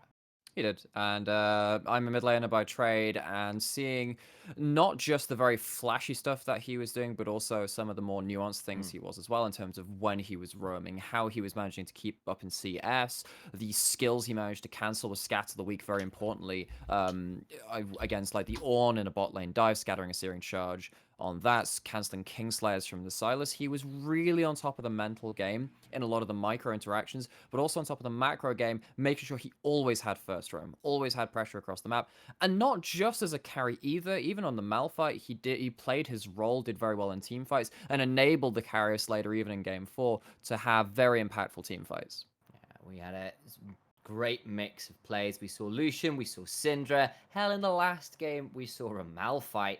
And we saw what the culling was doing at the end of that game, namely very little. The dulling. The dulling at that point. Yeah, turns out light isn't all that good against rock, and the mountain came out on top. Anything else you want to add on how good 𝗁𝗁 was, Vinny? I think even when it looked like there was things going wrong for Flash at the start of game 1, or pretty much all of game 3, and the start of game 4, it was 𝗁𝗁 was always like, okay, he's doing really well. He might be their way back into it. And then when they were winning, he was putting out great performances and shining through. So yeah, great stuff. Pure light in the darkness for him. Indeed. Nice way of putting it. Kind of looking ahead now, it will be Team Flash versus 𝗀𝗻 in our upper bracket matchup coming up ahead. We've seen this series relatively recently. 𝗀𝗻 came out ahead, but it was closer than perhaps some of these games have been. What are your feelings about that series coming in? Because 𝗀𝗻 dismantled their opponents 3-0. Flash looked fairly decisive, but there were a few weaknesses early on in particular. So how are you feeling this is going to match up as we go into that particular matchup? Nymaera, you can take that one first. So obviously I got a chance to tune into a couple of. I mean, obviously I didn't cover the region this split. I mean, I've been watching you guys cover it. I've been very much enjoying that. Did manage to catch the Cerberus series though, and looked terrifying. Their early game, very, very strong. And they have so many unique and individual picks that can just warp drafts, and they're not even bad at stuff which is more run-of-the-mill too, especially if 𝗬𝗀𝗺 is going back to more AP carries and not just playing his AD carries mid, and we saw that in that series. You know, he's going back to stuff like Kassadin, right? I would be a little worried that Flash, if they start stalling, like they did in Game 3 and parts of Game 4 too, will not be able to turn around rough early games if 𝗀𝗻 really turn on the heat. And Vinny, what are you kind of expecting if Flash were to come in and swinging at 𝗀𝗻? What would you want them to take out of this series and try and leverage against 𝗀𝗻? You definitely need to work on your early games. I don't necessarily think... I think the biggest issue is don't flip fights early. Play a lot more reserved early. Pick your scaling champs and try and out-rotate them. Play for side lanes, play for your side lanes, play for your late game team fighting. Don't flip early. You will most likely lose that, considering you were losing against Team Secret, and they are not really a super strong early game team in the way 𝗀𝗻 is. All right. Well, the other one we do have to talk about now is, of course, Team Secret. They'll be fighting off against Percent in what I believe will be 2 days' time. So, yes, Saturday. Brief thoughts on this one, because we're kind of running a little shy on time now, so it's getting a bit close. So, Vinny, I suppose your region, take us away. What are your kind of thoughts on that series, especially now that Team Secret's coming a little bit frustrated that they threw away that Game 4 in particular? Yeah, but I think the fact that they were able to take Flash to 4 and almost to Game 5, I think it's gonna be... They're gonna pretty comfortably hit Percent, beat Percent down, unless Percent has done some serious leveling up in the last couple of weeks. All right then. Last week. And as a last thing as well, it's worth pointing that myself and Nymaera are, of course, guests over from the LJL. We're allowed to shout ourselves out a little bit. So, of course, we're over from the LJL, officially unofficial. We do an English cast of the LJL, casting our own best of 5 series on Saturday and Sunday as well. So if you fancy a little bit more league action, you can come as catch us then. We'll be around about 10 a.m. British Standard Time on the weekend. Should be some fairly spicy games for us. I know Vinny's come over and enjoyed us and enjoyed the madness over there as well. No, it's been really cool working with the VCS guys. They're a good bunch. I do my own personal streams, VOD reviewing both LGL and VCS stuff. And so if you do catch us around and want to see a bit more of our fast and loose takes on these regions, come tune in. Oh yeah. Of course, you can follow us on Twitter as well. I'm at Initialise. The L is a 1 because, of course, the regular one is gone. And Nymaera is, in fact, just at Nymaera because his name is nice and unusual. And anything you want to shout out at the end here as well, Vinny? Just tune it. We will be off tomorrow because of the slightly weird schedule, but we will be back on Saturday. And, join the Discord, follow us on social media, and keep tuning in for more VCS shenanigans. Well, I suppose with that, it's time to wrap things up. So, from myself, from Nymaera, from Vinny, and the rest of the VCS English crew, there we go, there's the right word at the end of it all. We bid you adieu. Good morning, good night, good afternoon, wherever you may be, and we'll see you all very, very soon. Stay tight. Ciao.